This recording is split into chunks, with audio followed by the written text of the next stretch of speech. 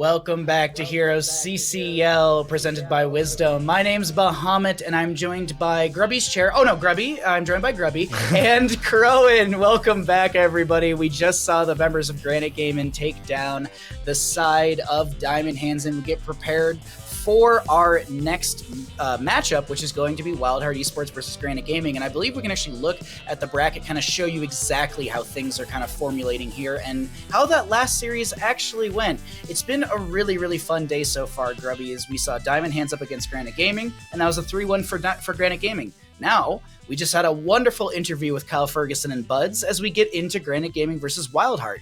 Can Granit Gaming continue the heroic, the underdogged, the Cinderella story, all of the things into WildHeart, or WildHeart stomp this, shut it down in a 3-0 fashion? What do you think here, Grubby?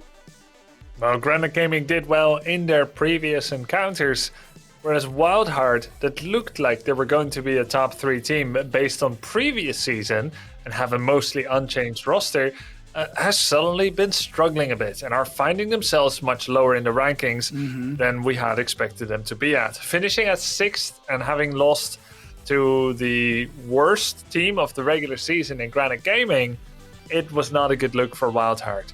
They sound chill in their comms. They have a lot of talent, and they even had pretty non-humble interviews sometimes where they said they're going to get things done. But that's not speaking to where they are right now. They will need to have put in a lot of practice going into this match in order to do what Simplicity did last season, going from 6th place and winning it all. This is it. Has WildHeart put in the practice to get this amazing talent that is playing together here in a fighting spirit to make weird drafts work and good drafts work, like regular drafts, because that's where they look the weakest. We did just look at Granit Gaming, we just looked at WildHeart Esports roster, and we're looking at Granit Gaming as we just saw them play against Diamond Hands. And it's I agree with you, Grubby. There's a lot of research. There's a lot on the shoulders of Granit Gaming, and I'm curious, Crowan, you've played competitively in Heroes of Storm. When you're in this situation, how did you approach these games? We've talked a lot about player theory, player mentality, but I'm curious to get your insight as a professional player in general and a professional commentator. What do you think the mindset of Granit Gaming or even WildHeart needs to be going into this series? So I actually think that Granit Gaming, I would actually give the advantage over to them right now for a couple of reasons. One, they're coming into this series warmed up, and that's honestly, at least in my opinion, a lot of weight that you have to put into a team just coming out hot off of a win versus WildHeart, who, maybe they had a warm-up scrim or something, but that's not quite the same as that tournament environment. But also, on the other side, WildHeart did get time to, more time to prep, more time to prepare. They got to look at that last series and study Granit Gaming. But I don't think Granit Gaming really showed a lot of differences. They showed pretty much more of the same stuff. So WildHeart probably didn't get that much useful information for it. Also, WildHeart have not had the most impressive regular season performance. So you would come into this series expecting that they might be given kind of more of the same. Even if they're talking a big game, saying, hey, we're going to get things done, we're going to get things fixed, the results are not quite there. However, that being said, if there is going to be a team that has this comeback from behind surprise bracket run, I would give it to WildHeart, but they have to prove it to us that they have done their homework. They have come and done all of their prep and are ready to come in here and come out strong. You got to come out strong in this second best of 5 of the day here, and let's go ahead and figure out where these teams are going to be going, actually. We've got this all set and ready to go. The members of WildHeart Esports won the coin flip, opting for first pick priority going into this Battlefield of Eternity map chosen by Granit Gaming. The bans going to be Alterac Pass, as always, from the members of WildHeart, but Granit Gaming banning out Sky Temple. The one thing that I wanted to point out here is that WildHeart, funny enough, they've never played Garden of Terror Alterac, but they've always banned out Alterac Pass. So this could be a day where we see that Garden of Terror game. It just feels so WildHeart, Grubby. Like when I think about Garden of Terror, it is very far from our standard meta in play because of just camp priority rotations and then the team fight. Like I think it's played a little differently than a lot of other maps, and I feel like that's exactly the chaos that WildHeart thrives in. They love these maps where it's like rotating for camps, ganking other people. What do you think, or do you just want to talk about Battlefield? Well, it doesn't feel WildHeart to me, Garden, because I feel like Garden is a map that isn't very good at double support. Because there's so much need to push and depush camps and waves. And there's so much macro, just like Sky Temple, I feel like double support is weaker. And that, in the end, is the greatest fount of strength for WildHeart. Maps where you can run double support. Battlefield, yes.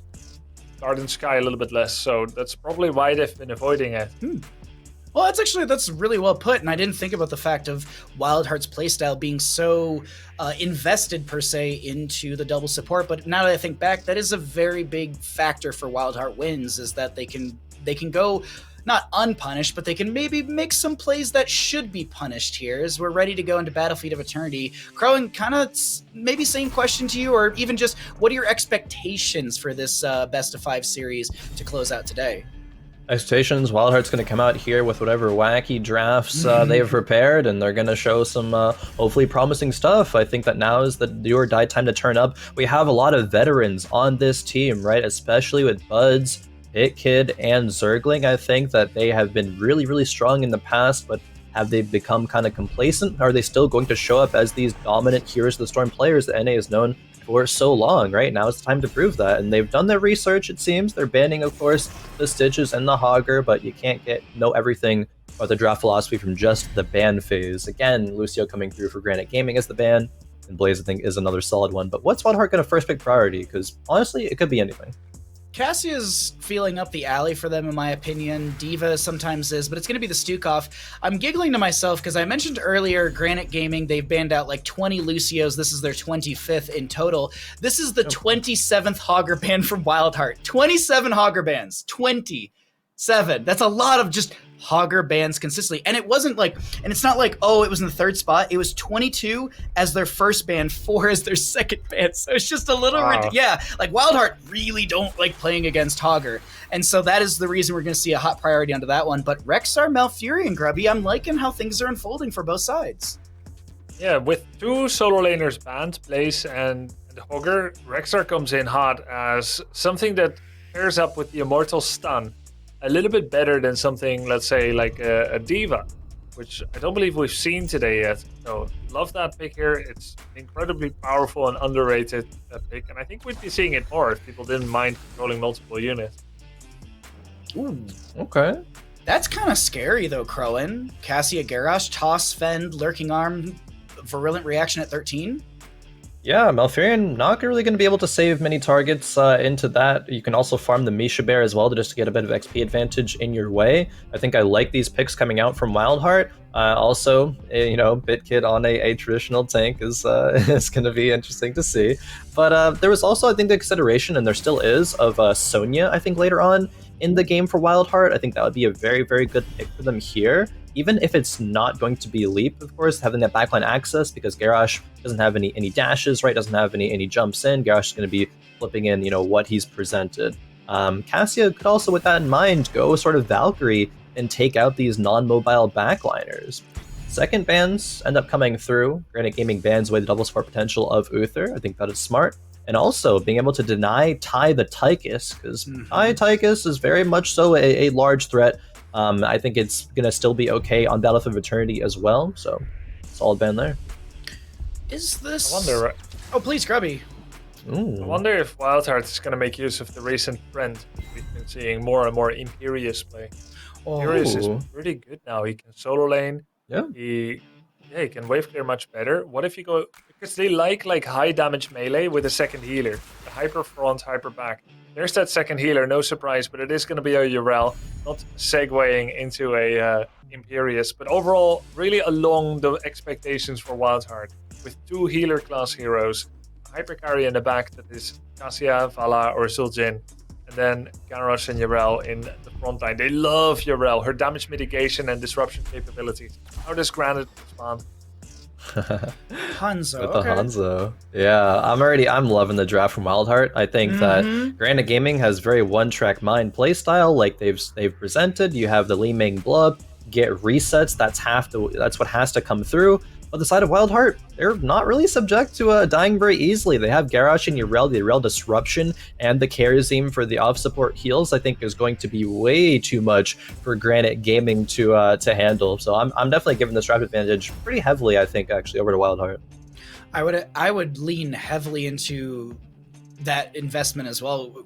Crowan. Like, I like that Garrosh has a toss. Yrel has a Righteous Hammer for followed up displacement, or even to zone back anyone who's trying to help. So Malfurion steps up to maybe get a heal onto whoever gets tossed. Righteous Hammer forces that back. Misha Bear as well. So it's such a good draft for WildHeart. I very much agree with you. Thank you for your analysis, your breakdown, and your prediction as we are here ready to go into map number 1 in our second best of 5 of the day in the HeroesCCL gauntlet. We have on the left-hand side our WildHeart team. Weary Day on the Stukov, Zergling on the Yrel, Pit Kid playing the Garrosh, Unaverted on Cassia, and Buds, hey, we just saw him, on the Karazim. Over in the red, we got Granit Gaming. We've got the players that need to prove themselves. Li Ming, played by Tai, Ultralisk on the Hanzo, Henning on the Malfurion, Fancy Pants on the Rexar, and Skoog on the Muradin.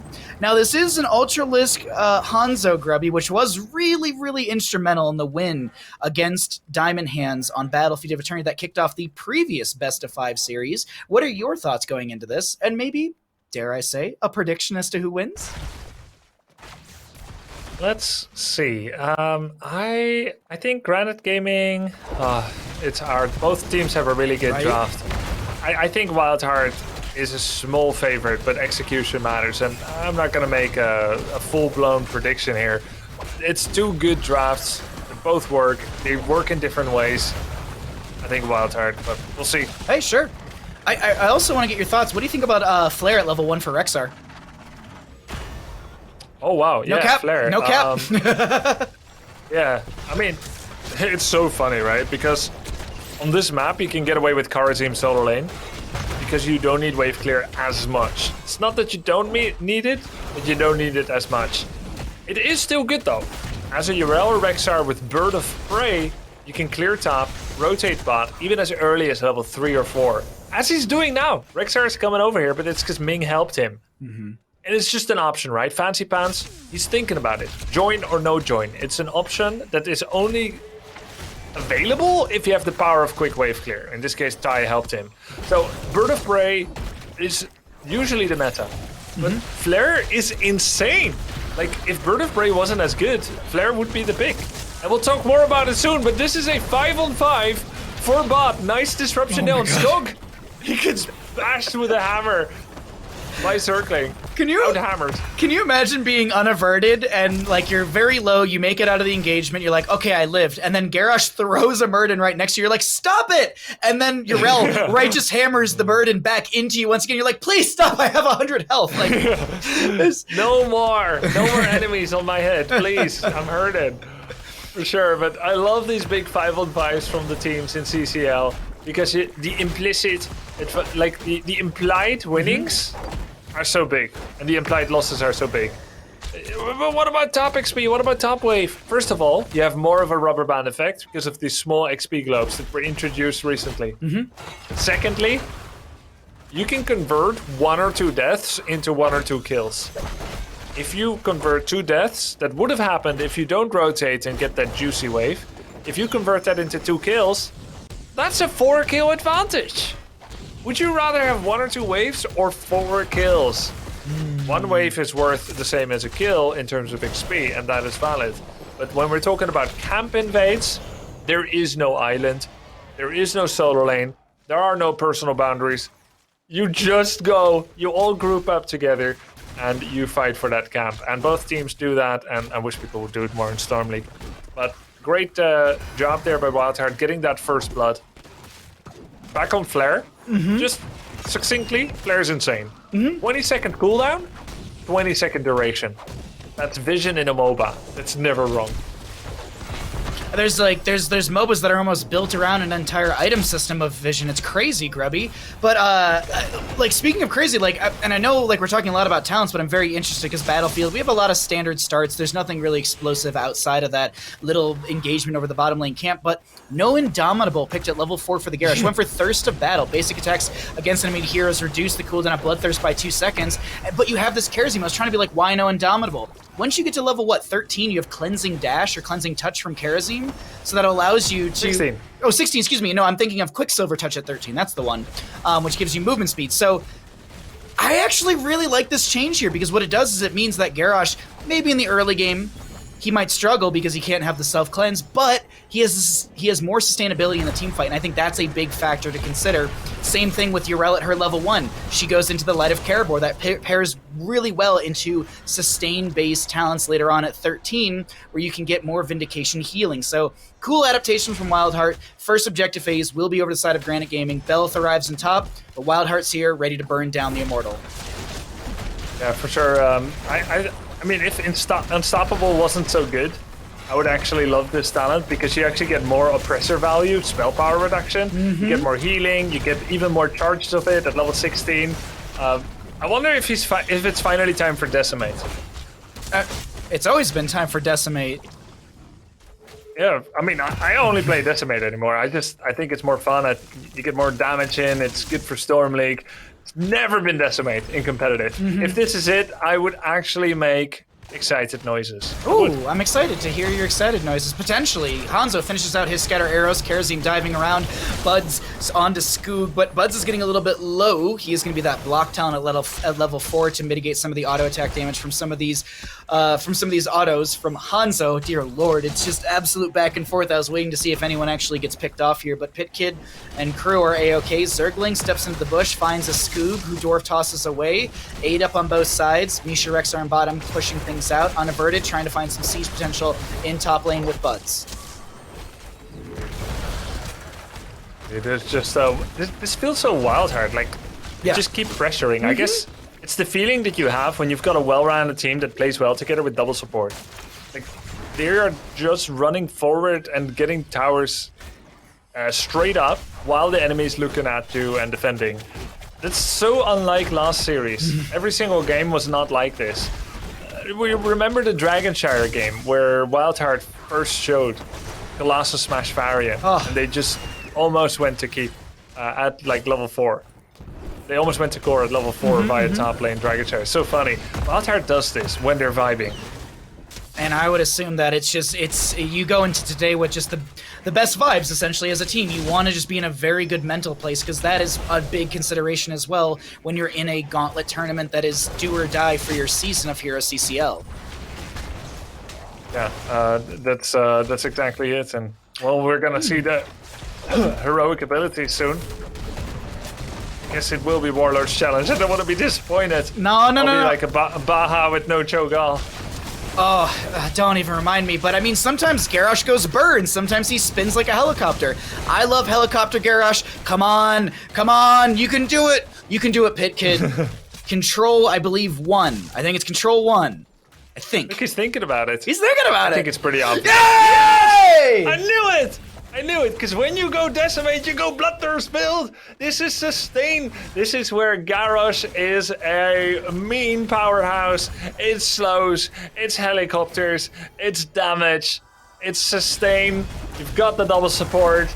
It's like C Smash Varian in that it's not meta. WildHeart has done their research. This proves it.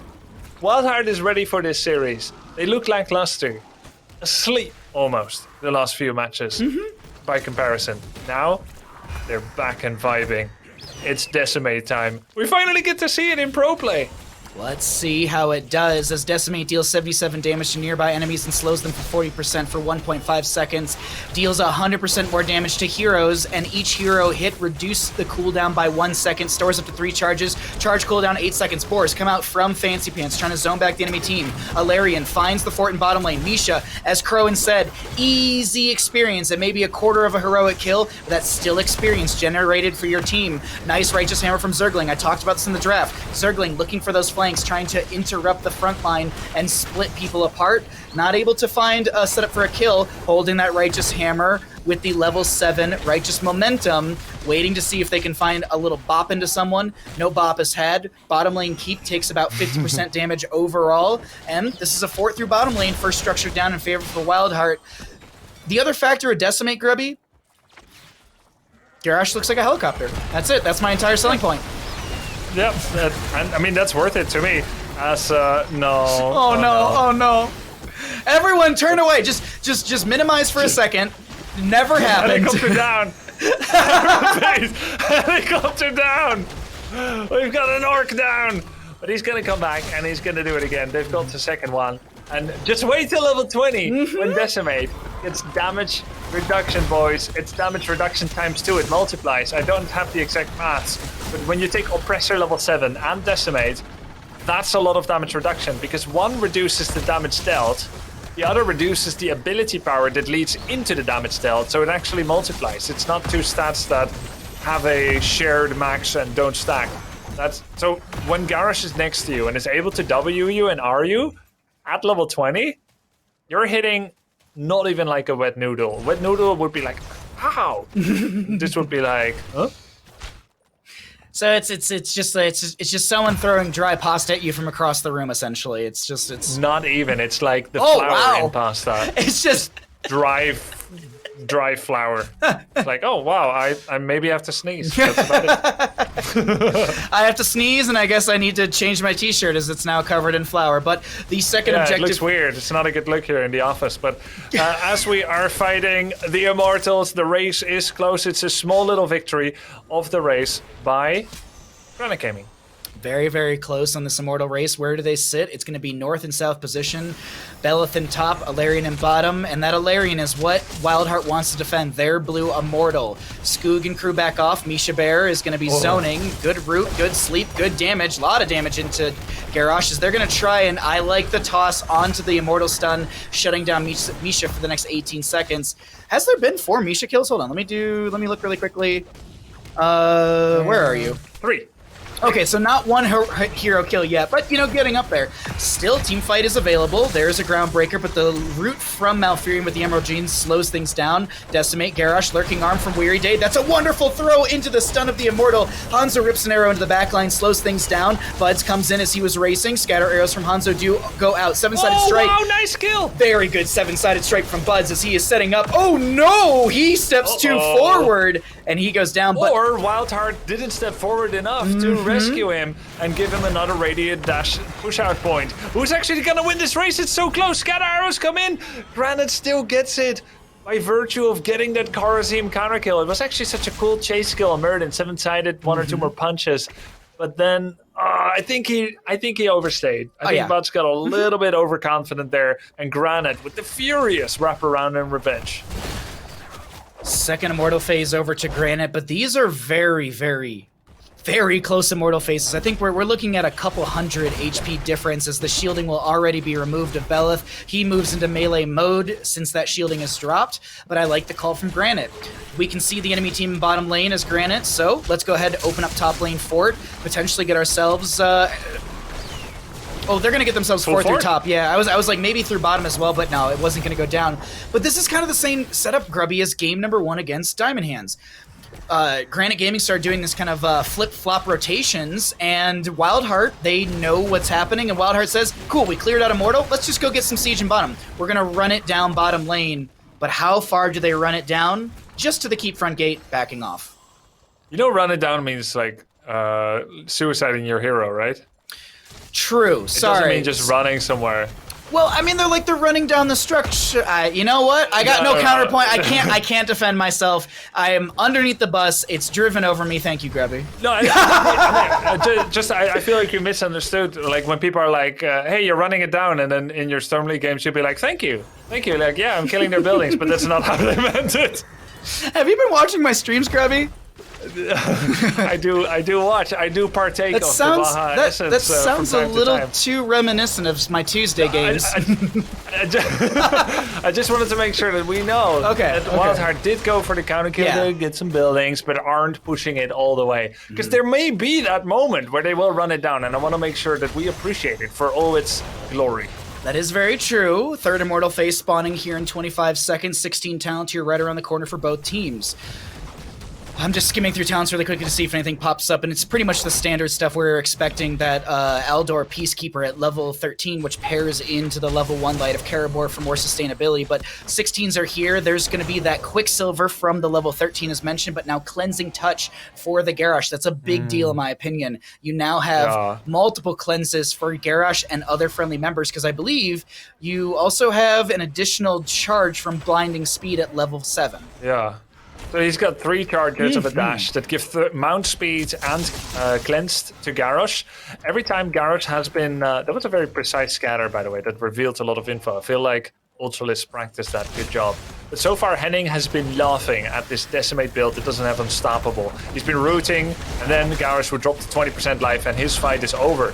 Now, finally, at level 16. Oh, no, Garazim! He gets into the frayed out by Garrosh. Cassia gets stunned. There's a cleansing touch. There's the dash. Unaverted with the turnaround. Lightning ball on Skog, but he gets the dwarf toss out as well. WildHeart is running. They've got double healer. They can try to reset and get back into it. They were leading the race. They need to reset fast because Granit is trying to make use of the small period of time where WildHeart is still hurt. Oh, Fancy Razor! Pants gets annihilated. The step in from Zergling with the Righteous Hammer sets up the kill. Good play, Cassia, with the last little bit of damage necessary. And this is that reset moment you were talking about, Grubby. It's not only to get some health, but it's also to clear out the lanes. Zergling needs to manage that top lane, but since Zergling is showing it's 4v4 over this objective point, Granite Gaming considering to kind of step in and poke here. There's that cleansing dash. That's a lot of counter damage. Another cleansing dash to wake Garrosh up from the root. Cassia steps onto the Immortal, trying to find the 50% mark because racing on this right-hand side is a little annoying into the Li Ming Hanzo poke potential as Buds gets chunked, dashes away, spreads that healing pathogen.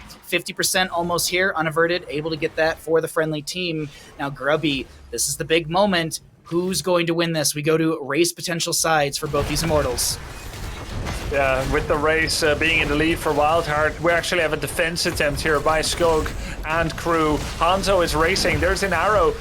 Skog and crew cannot stop this. They actually belatedly go back to get a bit of trading value, but it's not enough. WildHeart, I believe, get their first Immortal. No, is it? Yeah, that was their It is, first. right? This is the third of the game. First Immortal. Yep. Third of the game, Granite Gaming got the first two. There was a couple close moments. There was a close moment I think with the first one, but the second one was no, that was the second one that was raced out really, really close. I don't know. It's been a Second was close, 2,900. First one, don't quite remember, ages ago. But here is the push by WildHeart. They finally got their cleansing touch, which is key for Garrosh to be able to step up, bridging the 16-20 gap and getting Garrosh to get that level 20 Decimate upgrade. It can reduce damage so greatly. Though getting the jump on Ultralisk will remain difficult, as he's been really far back at range and using those piercing scatters to just unleash holy hell upon WildHeart. dive onto Misha. Righteous Hammer not going to go out, so toss onto Misha. Cleansing Touch from Buds as well. Misha Bear goes down. Will keep fall. There's a lot of good damage from Malarian, who's he's dropping fairly quickly, but there's still some supplemental damage. The keep does go down. The 7-sided strike does come out from the Kerosene. Ball Lightning comes out from Cassia. Volleyball happening on the side of Granite Gaming as Henning is able to get the Tranquility to keep the friendly members alive. All that goes down as a Misha, but the keep is actually going to fall as well. This is big plays from the side of WildHeart through their first Immortal of the game, but Granite Gaming chasing in Decimate. Ooh, Zergling, gonna get the Righteous Hammer here, Grubby. That's a toss onto Skooky. Dwarf tossed away. Hanzo rips an arrow. Zergling comes in. Righteous Hammer gonna knock people around. Garrosh, Decimate. That's so much happening, Grubby. Dude, Circling is creating so much space here. At first I wondered when it was necessary for him to peel, but it's not just peeling. It's combat healing as he comes back in and he sets up the kill. There's his second kill. Murden drops so low, 285-90, decimated. Oh no, don't end before decimated. I don't see it. You can't do this to me. WildHeart going forward against Li Ming. And here's the big problem. No glass cannon. How can she make a stand in the 2v5 without glass cannon?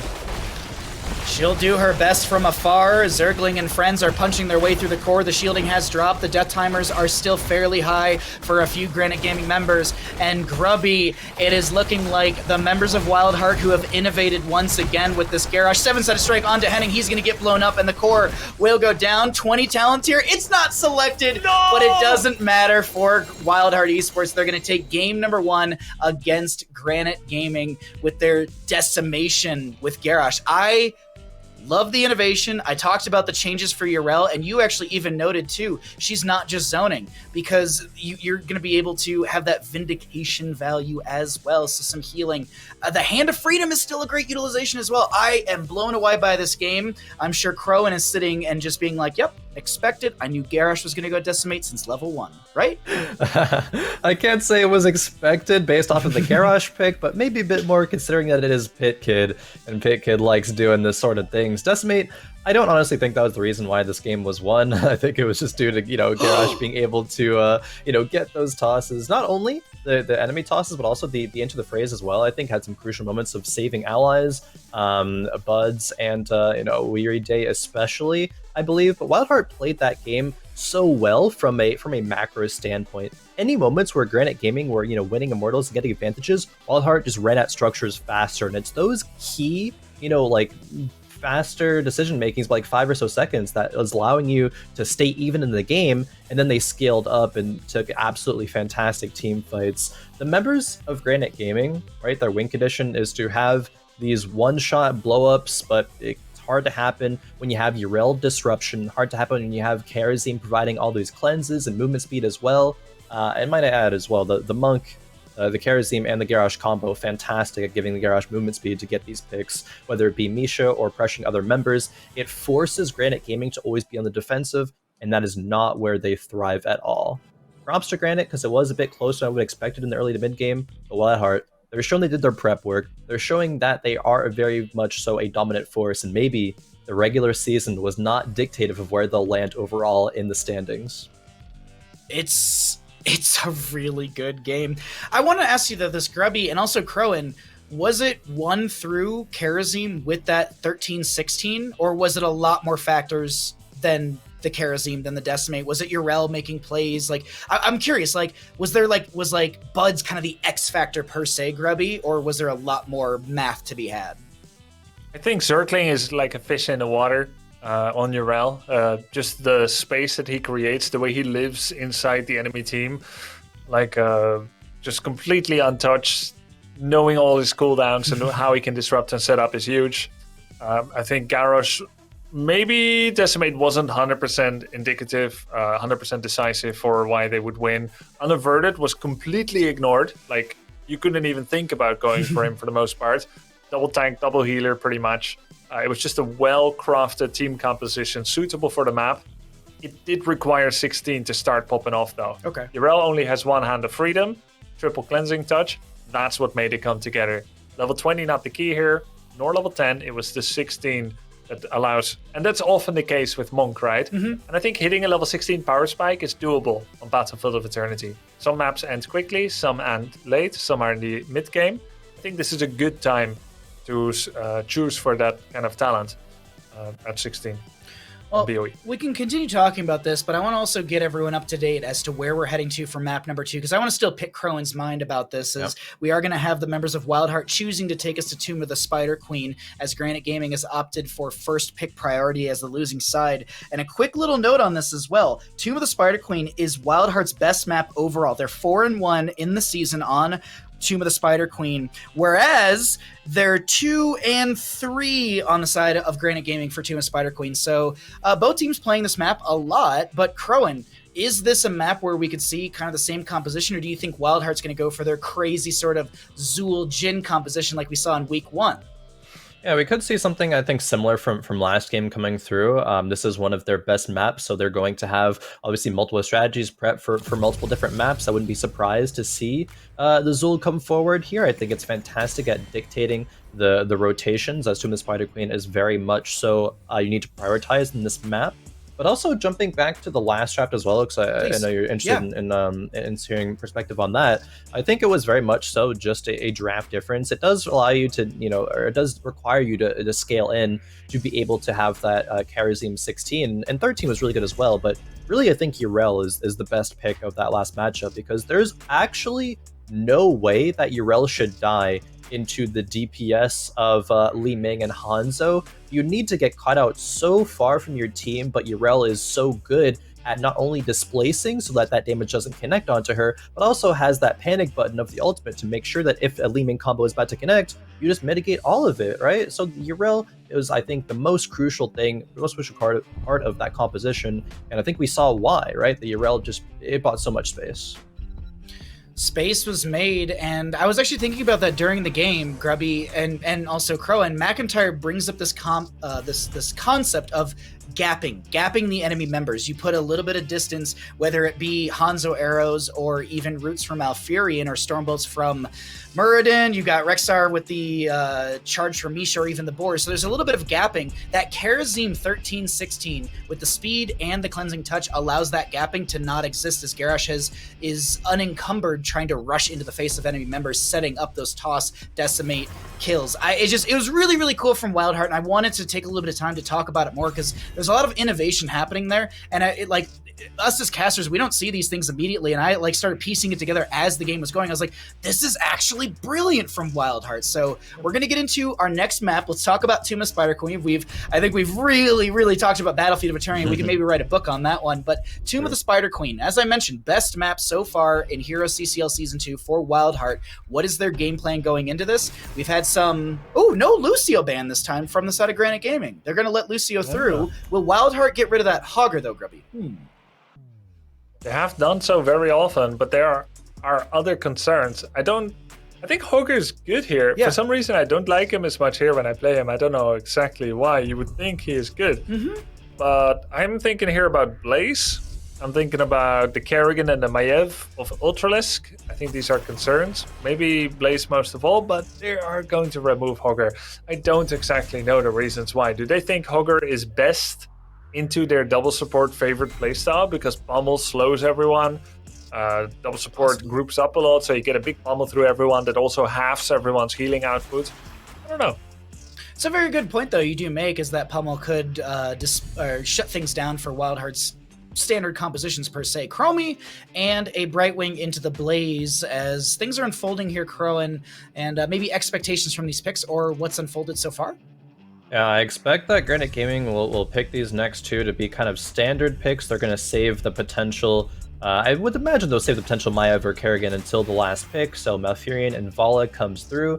That pairing yet again that we see, Vala, I believe, will be able to be fantastic on this map. There's not a lot that can punish her so far. Chromie damage can usually be avoided by just the movement speed of Vala. You gotta be, worrying about, I guess, the loop, but also Bunker is there, right? So already going to be good against that Chromie damage, like in the draft of Granite Gaming thus far, but I'm sure that WildHeart has some surprises in store for us for the later half of this draft. Second ban phase coming through, it's gonna be Medivh. I don't actually really like that Medivh ban. I think that there were probably other priority, more aggressive targets, again, like that Kerrigan and the Maiev that could have been prioritized, but maybe the thought process is if one of them is up, if we ban one, they'll just go the other. So just wanting to take out that Medivh that they just don't like playing against. A great URL ban, though. Tying that away from WildHeart, I think, is very, very smart. I'm wondering if WildHeart's going to go into a really big front line right now, maybe even to an Uther as well, and that's the reason they don't want the Medivh, because Medivh can portal into the back line and get on top of Chromie, get past that front line, so maybe they can play back to front. Maybe that's the reason that they don't want to deal with it. Either or maybe it might be protection status also, by the way, or ley line seal. There's a slew of things I forget about with Medivh, or the fact that he can scout out constantly as a bird, or dare I say place portals in bird form and never be punished, or pick up regeneration. There's a lot of things maybe that I'm not considering with that Medivh ban, but we will see a Diva and a Maiev. This is probably main tank Maiev. I would expect still the Uther to come through from the side of WildHeart, but we get into this last two picks here. It's going to be Zarya. Oh, okay, all right. Granite Gaming, they're going to now run the Zarya Garrosh into WildHeart.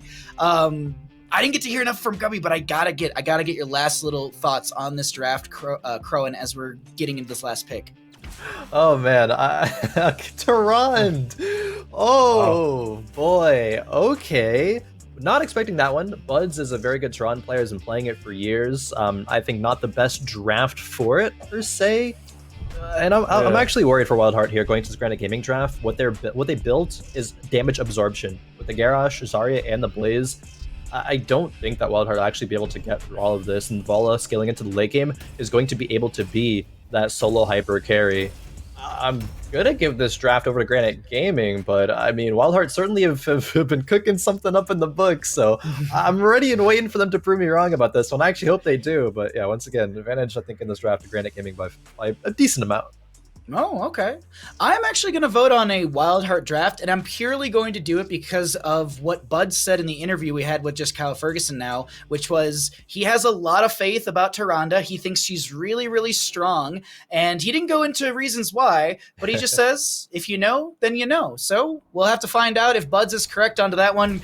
Thank you so much, Crone, for your analysis, as always. We'll see you after Tomb of the Spider Queen as we are here into map number 2, WildHeart on the left-hand side in the blue, Pit Kid on the Maiev, Zergling playing the Diva, Buds on the Tyrande, Weary Day on the Brightwing, and Unaverted on the Chromie. For the side of Granite Gaming, we're looking at Ty on the Vala, Ultralisk on the Zarya, Fancy Pants on the Blaze, Skoog on the Garrosh, and Henning playing Malfurion. Now, my apologies, Grubby. We didn't get to let you break down a lot there, but what are your thoughts on this map What are your thoughts on this map or these drafts from both sides? It's all good, Baha. I love listening to you guys and just watching everything happen. I just get to consider a lot of different possibilities. Yeah, GG, owl hits you win. This is known. Yeah, this is known. This is... I have spoken. Okay, scaling. Lunar, Blaze. There is also scaling for Tyrande. That's good, because I am loath to go into Vala scaling, double support. Let's call Zarya double support here for a moment. Without your own scaling. Without your own little brand of Zul'jin, if you will. As a jet propulsion hits Kid. It's a 4v5. D.Va already cleared bot. You don't actually get any advantage out of clearing that fast, unless Circling ends up going mid before Fancy Pants does. So the price of not having D.Va there. Okay, he's gonna go rotate mid and get a bit of advantage there. But yeah, I like to see Tyrande. I don't get it here. Perhaps we will see why. As there is some pick-off combo. Thinking here about Maiev Yoink, Umbral Bind, into Lunar Flare, into either Slowing Sands, or Time Trap, or Temporal Loop. And with the Polymorph, maybe that can kill even through Zarya's shields, bunker, and so on and so forth. But somehow I doubt it. I think Granit has a much better thing going here. They're playing the multi-shot build, which is much safer than the 2 auto-attack Valas we had seen. Diamond Hands in Funds and in his teammates. So, yep, I think Granit is strong here. Let's see how it goes. We'll have to see how things unfold here on Tomb of Spider Queen. The one thing that I am considering as well for the Maiev is the level 4 Sudden Vengeance talent for, I believe, 6% damage off of your Spirit of Vengeance proc. So that's going to be a good way to, Spirit of Vengeance in, you go for the Umbral Bind Cleave, you get that little bit of Sudden Vengeance burst ability, and you also pull the enemy member back. And that'll force Zarya to use Bubble consistently onto whomever is the target, but Lunar Flares are fired out here and there. D.Va dunks in the Mech Explosion. Umbral Bind was attempted by Pit Kid, but everyone backed off on the side of Granite Gaming. Pit Kid now getting thrown in. Vault of the Warden, phase shift in from Brightwing. Time Stop on to 3 members. This will be Time Troubles, which does reduce armor. And Tyrande is going to find first blood in the game into Garrosh. Wow, that combo was sick. It looks like something they practiced. What? Time Trap, Lunar Flare, triple Dragon Breath, and Fan of Knives and auto attacks. That was a really clean kill on Garrosh. Squeaky clean. I love it, absolutely. And there's that Sudden Vengeance at level 4 for Pit Kid. I think this is just, I think there's a lot of really good tools here. The other thing too is Alun's Chosen. Activate to make Tyrande's basic attacks heal target ally for 175% of the damage dealt last 8 seconds. Garrosh gets the Indomitable, gets the bubble with the speed from level 4 of Zarya. Speed barrier, 50% movement speed. That's very, very fast, yes, because mount speed, for anyone that doesn't know, is 130%, so you're moving 20% faster than mount speed with that speed barrier. Well, technically, yeah, I mean... Sorry, I said the math weird. I mean, it's 20% more movement speed buff. Yes. I don't know how much faster that is. Probably like 16.1% or something. Ooh. But that's just stupid to talk about it that way. I'm stupid. I'm very bad at fractions, so I avoid them as best I can, but this Umbral Bind is not going to work out. That's a triple kill over to Granite Gaming, while there was only a Blaze kill for the side of WildHeart. And gem economy, a lot of gems were turned in, but Granite Gaming's slightly ahead in the gem market. Slightly. Hey, turn the value. Interrupts there on the pay station as Ultralisk is both zoning for himself as well as trying to pay. Not a good combination. Tai now paying. That's actually going to be lethal. Tai plus Zarya will be enough gems. Will he pay again? They're looking at Chromie top, but Unaverted is playing safe. Another Sentinel out from Buds. Won't connect. It was eaten by someone else. So there's a Lunar Flare to build up the 7th stack onto Lunar Blaze. The nice thing about Lunar Blaze is you actually have the range increased by 30% from grabbing the talent, but there's going to be a toss on the Weary Day. He's got no way of getting out of this because there's no blink heal just yet, and another kill over to Granite Gaming. I might have misread the draft, and you two might be absolutely correct, as this is just kill after kill for the side of Granite Gaming. 4-2. Speed barrier onto Skoog as he's trying to chase in onto Chromie. So nasty. I've never seen it like this, actually. You stay mounted, then get the speed barrier. You move 150 while mounted, and then you still have the 130 once the barrier passes. I've never seen it used this way. Like, literally, I've only ever used it in combat on people. Right. So that they're fast for a while, but then you have that big dejected moment as you fall back to 100. This is a scary reach. We talk about gapping Garrosh, removing the gap. Damaging him before he can close the gap. There isn't a lot of gap to abuse here. It's a tiny, tiny gap here with that speed barrier. It's the same thing we were talking about in the previous game from WildHeart's side. Now Granite Gaming, the team to really press into the side of WildHeart. And so 10 talents here on the horizon for both sides. Web Weavers from the members of Granite Gaming do come through first. Little bit of damage onto Skook. He drops to about 50%. Chromie and crew trying to clear things out. Little sudden vengeance, little Spirit of Vengeance from Pit Kid on top of the Web Weaver. Bottom lane getting cleared up by Zergling. Mid lane is already cleared out as well, if I'm not mistaken.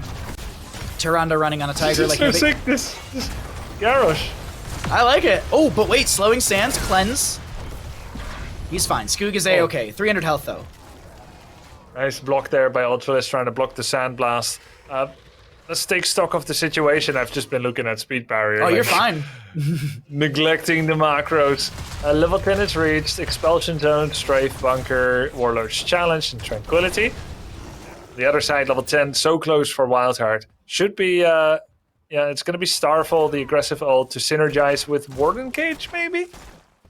Maiev is holding. I would see it as well. Yeah, Slowing Sands, Warden's Cage. Okay, all right, Containment Disc. So maybe just remove the Zarya, remove the Malfurion, remove the Vala from the equation. We'll have to see how it's played out. Or Garrosh, potentially remove Garrosh and walk past. Nice jet propulsion there on Chromie. She was way far out, mate. I'm looking at it, I'm just like, yeah, you were way far down the lane. Containment just goes out onto Garrosh. That's about it. That's the entire sentence. Pit Kid, excuse me. Weary Day gets the blink. That's a good sentence. Weary Day gets the blink over the wall. There was the kill onto Chromie, as you had mentioned, and the blue Web Weavers descend in favor for WildHeart. What is gained for WildHeart? Is there anything lost on the side of Granite Gaming? Well, WildHeart, they lost their Chromie, so they actually lost the Bruiser priority clear. They lost a lot of damage coming on the Bruiser, so it allowed Granite to kill the Bruiser, leave, get the free clear top, and have Blaze bot. It seems like Chromie is back on time, but it costs you a lot to lose someone at that moment, and it's a good job by Granite to get that at that moment, as Garrosh takes so much damage. 51 life, there's the magic missiles by Circling. He confirms the kill. It was a trickful Dragon Breath damage there. The Starfall was tickling away. Oh, you're in a bad spot. As he goes down, Zarya. That's triple kill for WildHeart. They're coming with this little bit of the objective left, and they're just getting so much value very much on the back end of it. I'm doing quick caster math because we can't see the numbers at the bottom. Okay, we can see it now. So 47. I was like, they're probably close on the side of WildHeart for another turn-in, but it's not going to be back-to-back. This does give the opportunity for WildHeart to start to clear things out through this top lane, open up the map a little bit. Fancy Pants coming in, 34 gems, doesn't get the jet propulsion because it's going to be polymorph. Pit Kid with a huge Spirit of Vengeance and Vault of the Warden, able to disengage. Containment Disc sets up the entire, allows the entire disengage to come through. Oof, Grubby, it's a tense one. One more wave for WildHeart will be turning. Yeah, it's super close. Granite can still try to scramble to protect. Tyrande keeping an eye on that top lane. We've seen Flare, Rexar today. We are seeing Tyrande. Vision is becoming more and more prioritized in Heroes of the Storm. As level 13 is reached for both. So close for either team. They're both missing 1 to 4 gems, respectively. And no turn in just yet. Fancy Pants trying to turn in 39. Expulsion zone happening in mid lane. Bud's not in a bad position for that one. No play off of that. Tyrande, did she get the... no, she didn't actually. The some 30 gems did go in from Blaze from Fancy Pants. Now Pit Kid has enough for the turn in, does kind of telegraph their rotation. Ultralist doesn't get their grenade in time, and it's going to be late for the second particle grenade. Spray and walk away. Tyrande Sentinel into bottom lane. Sounds like a hooligan, graffiti abusing. But this is a moment of glory here for WildHeart. They get the second turn in there. 2 Web Weavers descending once again. This time not losing someone right before it. And it was so scary, even when that did happen. Granit Gaming, they have 2 good wave clearers when they don't have energy on Zarya. It's Blaze and it's Vala. They're gonna send Blaze bot, everyone else mid. Mid, a quick weakening of the Web Weaver. I think you don't finish it. I think you need to get top to save your fort, but no, the fort is already gone. It's a keep defense at this point.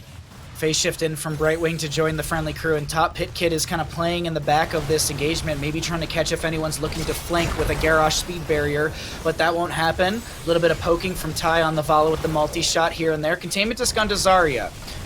Let's see, is there any play off of that? Chromie misses the Sandblast, gets a few little Dragon Breaths onto her. Fancy Pants stepping in. There's the speed barrier, but Polymorph will connect. There's going to be a Umbral Bind, but it's mitigated. Big toss, big Warlord challenge as well. Zergling is so very low, has the phase shift from Weary Day, and there's no way they're gonna live here. Pit Kid, do you have a way to get out? Oh my, are you kidding me? Oh my god, are you kidding me? Are both of you kidding us right now? You teams? That shouldn't happen. Nobody dies. That shouldn't happen for WildHeart. They should have lost like 2 members there. They should have lost Pit Kid. They should have lost Diva, but no. The healing from Weary Day was too on point. Pit Kid's just mechanical prowess is out of their mind, throwing the Spirit of Vengeance, getting the Vault of the Warden, getting the Umbral Bind, displacing everyone, blinking away. Well played from both sides, because Granit Gaming, they do defend top, only losing what I would say is a third of the keep health. Third of the keep health, still a very important lane. Good defense by Granit in the end, but for Garrosh it was like being a bear in salmon season. It was hard for him to make his pick as he got speed barriers in, but couldn't find an attractive mark. They popped the Diva mech without explosion. Felt voluntary by Zergling. Somehow he knew he was going to escape. Impressive indeed. Half the gems for WildHeart are available, 30 out of 60. For Granit, they're a lion laying in wait, as we do have a bit of a disconnect here. I think you guys can see who it is. Diva's name has been formalized into the character name.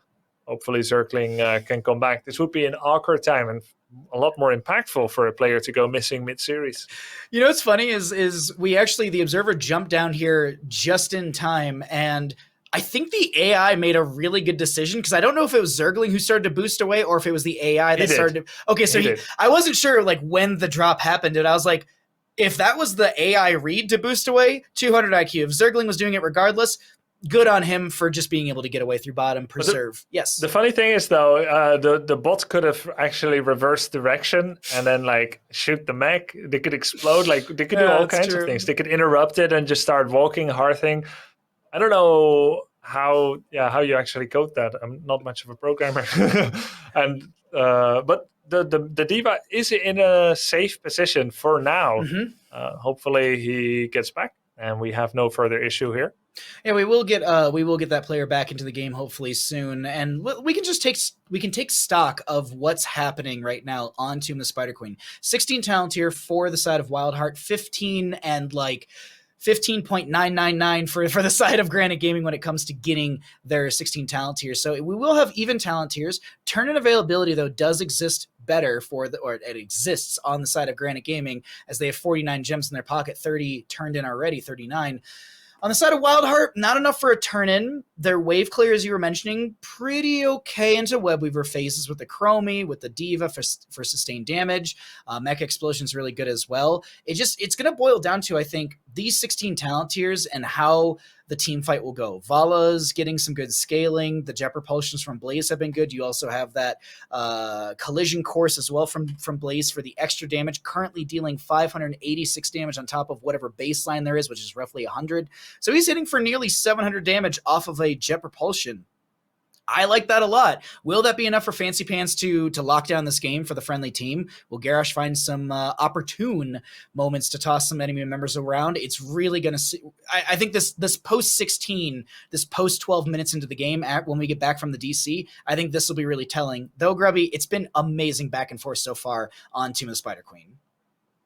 It has, and I was just getting some info from chat, Sure. but apparently Diva bot never presses explode. Oh. Well, that's well, I guess it's fortunate, unfortunate, depends. I mean, it's good if a player wants to come back to having a pink bar, but it's not very good for your chances of... oh, he's coming back, reconnecting. We're still within the 10 minutes, so hopefully he will come back. Zerkling's always coming too, so here's his comeback. Hopefully we can resume the series A-OK. But in the situation we're in, it's Granit just treading water for a little bit more. They get their 16, which they're about to get in seconds when we come back. Then they need to deal with Bruiser Camp. That time window is potentially exploitable by WildHeart. They could go for the boss. They could try to push bottom forward. I know it may be hard to visualize now because you don't have the game in front of you. But while Bruiser Camp is being dealt with, WildHeart could try to get either bottom fort or the boss. Besides those two, there aren't really any hobbies for WildHeart except just playing passively, paying half the gems, waiting and watching. Sorry, I'm reading the in-game chat as well. I'm just making sure. It looks like the players reconnecting, woohoo, as you were mentioning, and all of a sudden people started talking about tornadoes, and apparently there's no tornadoes in Europe. Is that true, Grubby? Not a single tornado? No. Aki plays Hogger. Oh, okay. So then the Dutch. Dust Devils don't count, I guess. I have never seen a tornado. I was just curious. Yeah. There are always a lot of leaves pooling up in the same area of our porch, like in a circular pattern. So I don't know. Okay. I haven't seen it. Doesn't mean they don't exist. Are there tornadoes right now in the US of A? I do believe so, actually. I've always kind of lived in a non-tornado area, so I don't know the particular seasons for it. But there is we do have kind of a tornado season, much like how there's like hurricane season, which is a really weird thing to say. But hey, they do exist here in the United States and around the world, actually. Because isn't there like typhoon season in like the SEA area or something like that? Anyways, let's get into they game. Have monsoon, which is monsoon. Thank rain. you. Thank you. I'm glad I don't live in a tornado area. That would just make my head spin. But let's look at how WildHeart tries to make use of this opportunity of the Bruiser Camp. It is, in fact, a boss play. The Red Web Weavers are descending. There was an immediate turn-in, in fact, by Granit Gaming. And while the boss showed up yellow for a while, this is actually so smart. The boss remains yellow, circled, for, what is it, another 10 seconds after you disengage, which forces the 5-man move by Granit top, which then delays the clearing of the Bruiser. I don't think it actually ended up doing that much, but when you can puppet master your opponent's movements like that with a feint play on the boss, that's pretty cool. Control into Heroes of the Storm based off of Vision's always really good. There's going to be the Speed Barrier from the Garrosh. He's going to be throwing the Tyrande in. There's going to be a Mech Explosion with the increased value from level 4. Indomitable pop by Skook. He gets chunked quite heavily by the Diva Mech Explosion. But Grubby, we continue to see WildHeart live, and they save their top lane fort. This is going to be a move into mid lane. I'm a little blown away by how well WildHeart is not allowing Granit to play the game that they want to play. What's up with Tyrande getting thrown in the middle of a team and then not even dropping to below half-life? There's a damage issue here for Granit Gaming. Perhaps Twilight Dream would have done more. I don't know. Into double support, Twilight Dream used to be the bomb. But Vala, for all her vaunted damage numbers, is struggling to be the same mad woman that Cassia with Nano Boost can be. And Zarya is slightly conditional. They didn't get that Tyrande kill despite the toss-in in the midst. Still, Granit can't be entirely unhappy with how things are going. They finally did get that mid fort and have now gotten a bit of space in the top lane and starting to do a bit of damage there. I would say overall good objective phase from the side of Granite Gaming, opening up the map a little bit further, trying to equalize and find parity on Tomb of the Spider Queen, map number 2 in our second best of 5 in the HeroesCCL Gauntlet. Did some quick math here, Grubby, a little caster math, so we're doing some rounding, but it's like 620-ish damage if you get hit by that grenade from the W from Ty. Just don't get hit. Just don't get hit by the grenade, but don't get tossed either. Zergling is going to get the phase shift from Brightwing, but there's a root underneath. There also will be a taunt. Warlord's Challenge from the Garrus. Containment Disc will miss. Bunker comes down from Blaze, and I think this is just kind of both teams just checking each other, little damage check into each other as Fancy Pants throws a... Ty is a little split right now. Gets the vault through the D.Va mech. Interesting. D.Va mech almost has enough to explode. He gets tossed in, he gets stunned. Does he have the ability to explode? Yes, but the roots from Malf actually work double. Really good counter into D.Va usually. As you get rooted on your D.Va, you get slept, then you get popped, you come out, you sleep again because it's classified as a new hero. Really sucks as a D.Va player into the Malf roots. But WildHeart, throughout all that, used fewer big resources. They use fewer heroic abilities. They are actually forcing Granit to use more. That's a really big engage by D.Va as well. There's the Umbral Bind and the combo with the slowing sand. Zarya popped. Now it's running time for Granit. Ty was a little split as they were trying to back off, and this split actually continues. Good body blocking from Zergling, consistently jumping onto Ty. The thing to note too is that kill... Oh, wait, hold on. We re-engage once again. Indomitable will be popped by Skoog as he's able to back away. The Umbral Bind not pulling him back. Sudden Vengeance getting chunks into him. What I wanted to point out is that gems were... turn availability was denied from that kill into Zarya. She had like 1 extra gem for the turn-in. They'll be able to grab this inside of Granite Gaming, and they'll be back to the 60 they need. Here's the big factor. D.Va turned in a little bit already. Wow, they're letting top keep go. Sorry, they're letting top keep just take massive damage. That's how important the situation is right now. No one is looking at top keep. They're worried about the boss. You can't. This is suicidal from Fancy Pants as he just dashes into his death. He pops the bunker. D.Va trying to zone back. Skoog is little body blocked right now. He's mega body blocked trying to get through all of this. Blaze comes in with the jet propulsion. Vala with the strafe value trying to get some damage. Big mech explosion from the D.Va. Henning is split from the friendly team. He goes down to the Brightwing, and now the top lane has Bosch pushing in. You already mentioned, Grubby, there's some catapult pressure that took the keep down to 1/3 of its HP. Webweavers will be descending into these lanes, and WildHeart, if they can find a pick or two here, Grubby, could go to core and end Tomb of the Spider Queen. Yeah, they're gonna try. I mean, there's no Malfurion yet, so there's no healing. They can use the Hall of Storms. That's a nice multi-shot, but at the end of the day, AoE pepper damage into double support doesn't seem that strong. Vala is suffering today. Not the terror she is on Storm League. She gets pulled in. There's the Starfall. What is this? Is this an upgraded Starfall? No, he's got the Shooting Star. Basic attack range with extra Lunar Flares. Look at many Lunar Flares coming in there. Lance, there's a Warlord Challenge. Can they make the defense? Vala goes down. Core is very hurt. Webweavers are still coming. It looks like WildHeart may be able to do it here. Ultralisk is zoned from the core. The micro missiles find the kill into Ultralisk. Skoog is tossing around Buds, but Buds is living exactly where he wants to be and is able to help out the D.Va find a kill into Blaze. Skoog and Henning trying to defend, but it's not enough, and game number 2 goes over to the side of WildHeart. They shut down Granite Gaming on Tomb of the Spider Queen.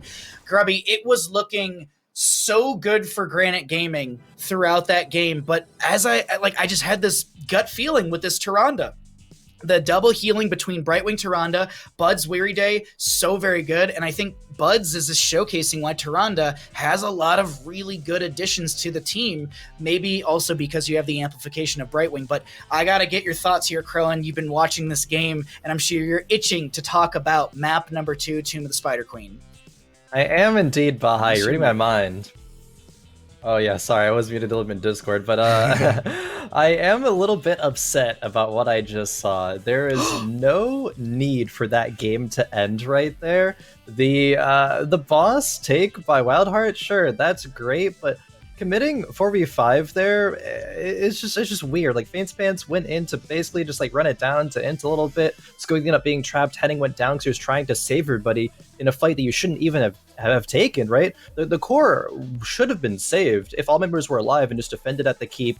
You lose the keep, sure, but still you're going to be able to find more opportunities for picks later on because you have such a good pick composition between, like we saw for all of the early to mid game, right? The Zarya and the Garrosh pairing is absolutely, phenomenal. They were looking for a lot of picks, which was defended by WildHeart very, very well. And basically, I think the story of this game and the story of these two teams is that WildHeart gets a lot of value out of a little advantage, while Granite Gaming often gets very little value out of seemingly a lot of advantage. And that comes through with like wave advantage, structures, mercenaries, even objective phases. It just oftentimes WildHeart just gets more out of it. They're just the better team when it comes to playing around these things. And I still stand by. I think that was a great draft from Granite Gaming, but it was just better execution from WildHeart, just looking like just a better team today. WildHeart is showing up. Oh, please, Grubby. Question, Kron. Do you think that there was a feint on the boss, or they wanted to take it, but when they realized the turn-in came from Granite, they just disengaged? Yeah, I think it was maybe they weren't expecting the boss to come, or the turn-in to come through that quickly, and they were either like baiting them up there to then find a kill, or just thought that they could actually sneak the boss while the turn was coming through.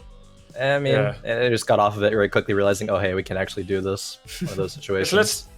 Let's theorize for a second. If they didn't start the boss, and you had the lighthouse, the yellow circle that pulled all the boats to the shore there, then what could you have done as Granite? You've just got the turn in. You're level 16 flat against 16.7.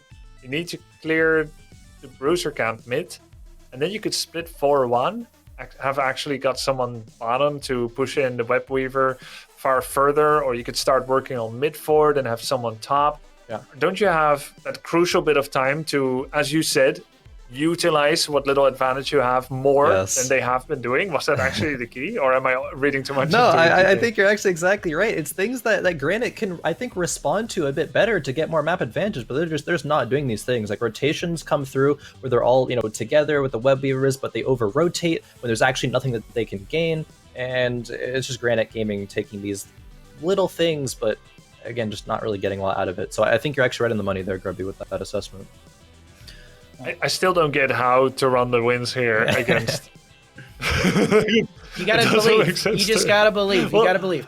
We'll think more about it during the break. Yeah, I was gonna say. We'll give you some time to think about it, Grubby. We're gonna take a short little break here. Two quick things before we get into this break. We have a CCL award show happening later in July. Exclamation point awards will get you over to the Google survey for that.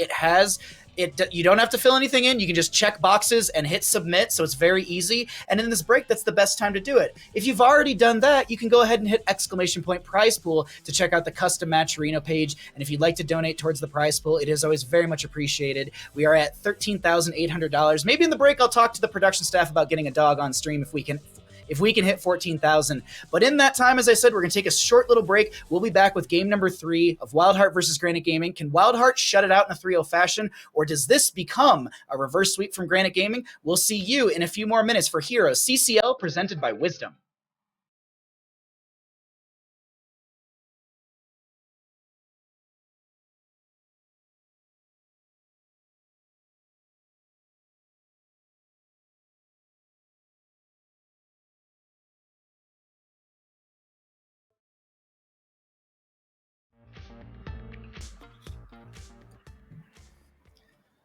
Welcome back to HeroesCCL, presented by Wisdom. My name's Bahamut, joined by Crowan and Grubby this weekend for some amazing HeroesCCL games. It's been really fun. Really fun, this Best of 5 series, but we're sitting right now with WildHeart up in this Best of 5 in the closing out potential to shut down Granite Gaming in this Best of 5 gauntlet run. For anyone that doesn't know, this is the HeroesCCL gauntlet, which means we are in that playoff format. If you lose your series today, you're out, you're done. We'll see you maybe in Season 3, who knows? I don't know. But we do know is where we're going to go to for map number 3. That is one thing we can tell you at home because we actually have that information. But now, we are going to see here, we're going to be heading off to Inferno Shrines. Now, this is a map that is not the best for Granite Gaming. We'll see if they can win it out. They did actually lose the Inferno Shrines game earlier today, so this puts them at 1-5.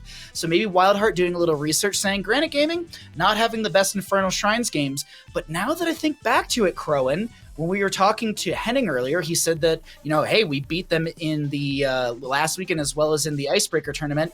And if I'm not mistaken, this was the map that Granite Gaming beat WildHeart in the Icebreaker tournament. I'd have to go back and look at last week's notes and stats, but it might have been a win for Granite Gaming there as well. This could be that turnaround potential spot. We've had a couple reverse sweeps this season. Do you think it's possible, my friend? It's possible, sure. Do I think it's likely? No, because while Granite Gaming is coming off of a hard-fought win last week versus WildHeart and beating them in the Icebreaker tournament, WildHeart's just playing overall better today. It's like everything that Granite Gaming is trying to accomplish, WildHeart is just seemingly a step ahead, just on a both mechanical sense and off of a game as a whole, a macro sense as well. I don't think it's looking likely to change. Like, this is a new WildHeart today. This is looking like a leveled up WildHeart where you can take these picks like Decimate Garrosh, like Tyrande in a draft where it doesn't really seem like it fits, but still just make it work because you play better, right? That's the main thing. And of course, they've done their preparation work. They not only know that Inferno Shrines is not a great map for Granite Gaming, but it's also just a good map for them. I think that's probably the bigger reason why they're selecting Inferno Shrines here. Stitches ban as well. They just don't want to get cheesed by Skog having a fantastic Stitches, don't want to get hooked, don't want to have that as a factor. I'm already liking what WildHeart has shown us, so I'm looking for them to show more of the same here in this game. Oh, good. Yes, I feel like Granit. I feel like Granit kind of forgot how to counter double support because it's pretty much a fact now that WildHeart is going to do it. Both your research as well as your current situation proves that you counter double support usually in one of three ways. You isolate someone away, with preferably multiples, with Mighty Gust or Void Prison or Ice Wall. Or you silence most of the team with Horrify or Wailing Arrow. Or you run some pretty heavy healing debuff balance. And just running your standard meta of single target blow up doesn't work as well because there's multiple safety nets. That's kind of the issue here. Granite is still playing normal, but not enough adapting into that. In the past, when double support was super meta, people knew that. Wailing Arrow, very, very key. That's how you blow everyone up, because healers rely on abilities, not big natural health pools in order to stay alive. Is there any consideration, especially going into Infernal Shrines, where you're going to see a lot of 5v5 battles over the shrines, is there any consideration into Ana or Deckard Cain? Ana with the Biotic Grenade to reduce healing into a Brightwing, which is telegraphed, or a Deckard Cain with Emerald, which is into the Brightwing telegraph. But no, it's going to be Malfurion. The members of Granite Gaming really, really like to play Malfurion, but they don't have the best record on it. The last time when I was doing stats this morning, they played 11 games, might be a little bit more as today's games have gone on, but they were 3-8 at the start of the day on Malfurion. So stats aren't definitive. But that's just because they don't have a good record in general. Yeah. Like anything very they play true. is Exactly. I mean, that's what I'm saying. Like, I mean, I was sitting here like, there's Sonya's 0-4. Like, I was trying to bring as many stats as I could to the table. It's just they played a lot of Malfurion. And so that was the reason I was like, they played 11 games of Malfurion. That is like the most prioritized hero outside of Tychus. Actually, they have like 9 games on Tychus. But as you mentioned, Grubby, Granite Gaming, there are 8th place teams. So any sort of stats that I bring up, they're not going to be in the best light. But it's always good, just in my opinion, just to mention some of these things and their considerations into playstyles. Maybe Henning doesn't play Ana and Deckard Cain on NA server because there's a little bit of you need to be a little bit more on point to read those Biotic Grenades and Emeralds with the Horadric Cube onto a Brightwing phase shift, and then it has to be mechanically input on time. So it's maybe that's the consideration to it as well, or just comfort what's practice up. But Crowan or Grubby, actually I want to get both of your opinions. I want to start with Crowan. What are your thoughts on the draft unfolding as we're looking kind of same as game 1? Yeah, it's looking kind of similar. There's similar elements of both drafts, actually. I thought we were in a repeat, pre-recorded of last game, right? With the Chromie Brightwing coming through and the Blaze Malfurion. It is going to be a Cassie as opposed to a Vala, and I actually really do like that decision, seeing as Vala value today has really not been there. Overall, I think Cassia is just going to be a lot more consistent, is going to be a lot more defensive and safer, and that's very important when going into this, Garrosh draft as well. But now we have what Granite Gaming is going to be the best with, I think, and that's going to be Ultralisk on the Kerrigan, on the staple map for it, Infernal Shrines. This is going to be very, very scary for WildHeart Esports, but WildHeart, last pick, it's probably going to be a support pick coming through. What's it going to be? Is it Mug? Is it Uther? Uther's actually still up and available. And yeah, there it is. Chromie, a lot of pressure on Chromie to be the, soul damage dealer here. But as long as they're able to not die to the Granite Gaming initial blow-up, initial engage, WildHeart can, even if they're not able to kill Granite Gaming in response, win the objective and win out on the map based off of the macro sense, which we already know they're able to do a lot better on average than Granite Gaming. Very well put, Crow. And Grubby, I do want to get your thoughts as well, because I don't feel like we heard enough from you during the draft here. Maybe even just expectations or excitement from either side. Well, it's funny because as a Kerrigan player myself, and as anyone looking at this is not a draft you would ever want Kerrigan into. Like, you go in, your Rel knocks you back, Garrosh is going to do unspeakable things to you, there's slowing sands, there's time traps, now there's the armor from Uther, which you knew was up. Mm-hmm. Like, nothing, and then there's Polymorph! Nothing about this is remotely okay for Kerrigan, as we'll catch up soon again with Crow, but the only reason why we're even not batting much of an eyelid at it is because this is Granite Gaming. They're O2. It's Ultralisk on Kerrigan. And we're like thinking, okay, maybe it can work. But I'm still going to go ahead and go in the direction of voting unofficially for WildHeart here. I think it is a good put together draft by Granite. It's synergistic. It ticks a lot of boxes. It's map compatible. I don't see how you break through the Iron Fortress of WildHeart with this. You know what? We know who's on what side, Grubby. You want to get into some early game comms? Maybe we can find out how WildHeart's playing this, or Granite, you call it. Yeah, let's do WildHeart. In we go. Maybe. Fine, we don't know where Kerrigan is. Yeah, I think I'm just she's chilling top side. I think, I want to walk a little bit. Blaze is going up. They're all top. Yeah, careful top. We don't know. Don't even poke the wave. I'm not. I'm just sitting behind the wall until I see Kerrigan. They could have just came and killed me mid, Running but down. it is what it is. You go base track probably. Yeah, we don't know where they are. I think they're top. We still don't see them. Pretty sure that they're either in this rotate or they're top. Yeah, I'm watching. I'm walking out. Alright. They don't have KSAO. I'm W this guy for a stack. Not gonna. Oh, they're in there. I found him. Oh, what the hell? I'm coming. I'm clearing top. Fine. Oh, I took 4 damage. I'll have huge priority. Okay, Okay, we actually. We don't have to do a lot. Just hit them. Careful for their re-engage. Oh, I need help. I'm Guys, leaving. yeah. I valid throw. Move away. No, I'm good. Don't use it. Oh, look. I'm coming. I'm on my way. I'm coming around. Just go around. Move is here. I don't have Drop the a soak. I'm gonna throw it. I can stun maybe. I got stun. W. Nice. Good call. Nice. We go do the camp. Do the camp. I'm gonna look at. I'm gonna look at their camp. I'm gonna see. I'm pushing in top. There's a lot of care and consideration coming out from WildHeart here, Grubby, into who's where on the map, when to make a play, but the big thing that we caught right at the end of that is just the moment that there was the time stop, the comms were instantly into kill mode, it seemed. Yeah, it's just WildHeart. They expected everything here. They anticipated everything. It's so cool to see what we normally see, which is people setting up for ganks. It's cool to hear where are they and to actually see that every guess is correct.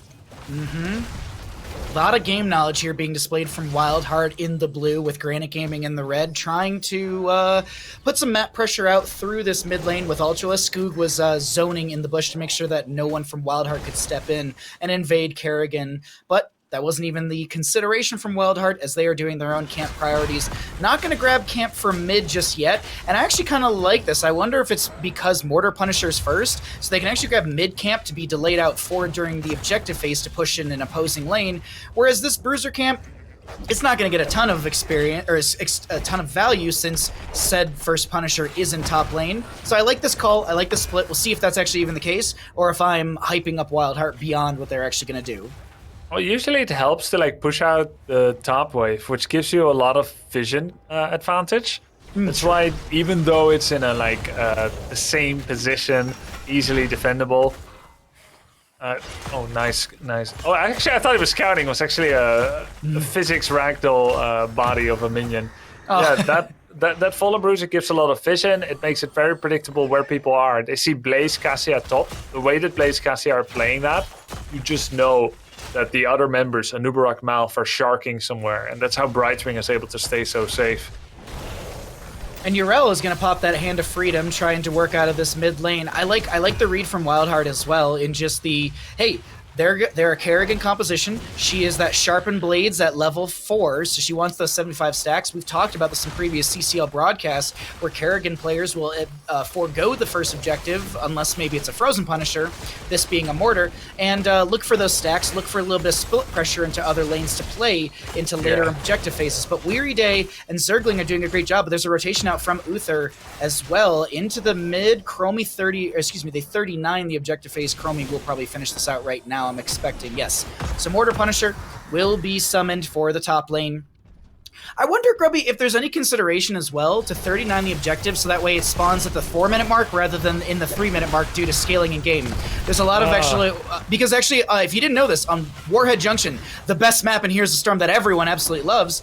Sorry, I have a place for that in my mind. But anyways, if you actually wait till the 4-minute mark with the nuke, you can actually take down the well when you fire it. If you fire the nuke before the 4-minute mark, you don't get the well. So a little fun fact into that. So I wonder if it's just scaling from Punisher value in the consideration, or if it was just to maybe make rotations into lane. Either way, Grubby, a lot of siege from WildHeart, as we talked a lot in draft about when does Granite Gaming step into WildHeart's draft. It seems almost impossible with the amount of CC that WildHeart has. Yeah, it has an 18,000 health, the Immortal. I wonder how much a 3 to 4 minutes Immortal Punisher actually has. Because it may be quite significant. I also think it's very much about getting the freedom to defend mid and top. As Ultralisk gets bandied about a bit. Oh, I think Butts is going to be on time. Into the fray, Hammer of Justice, Holy Radiance, Righteous Hammer.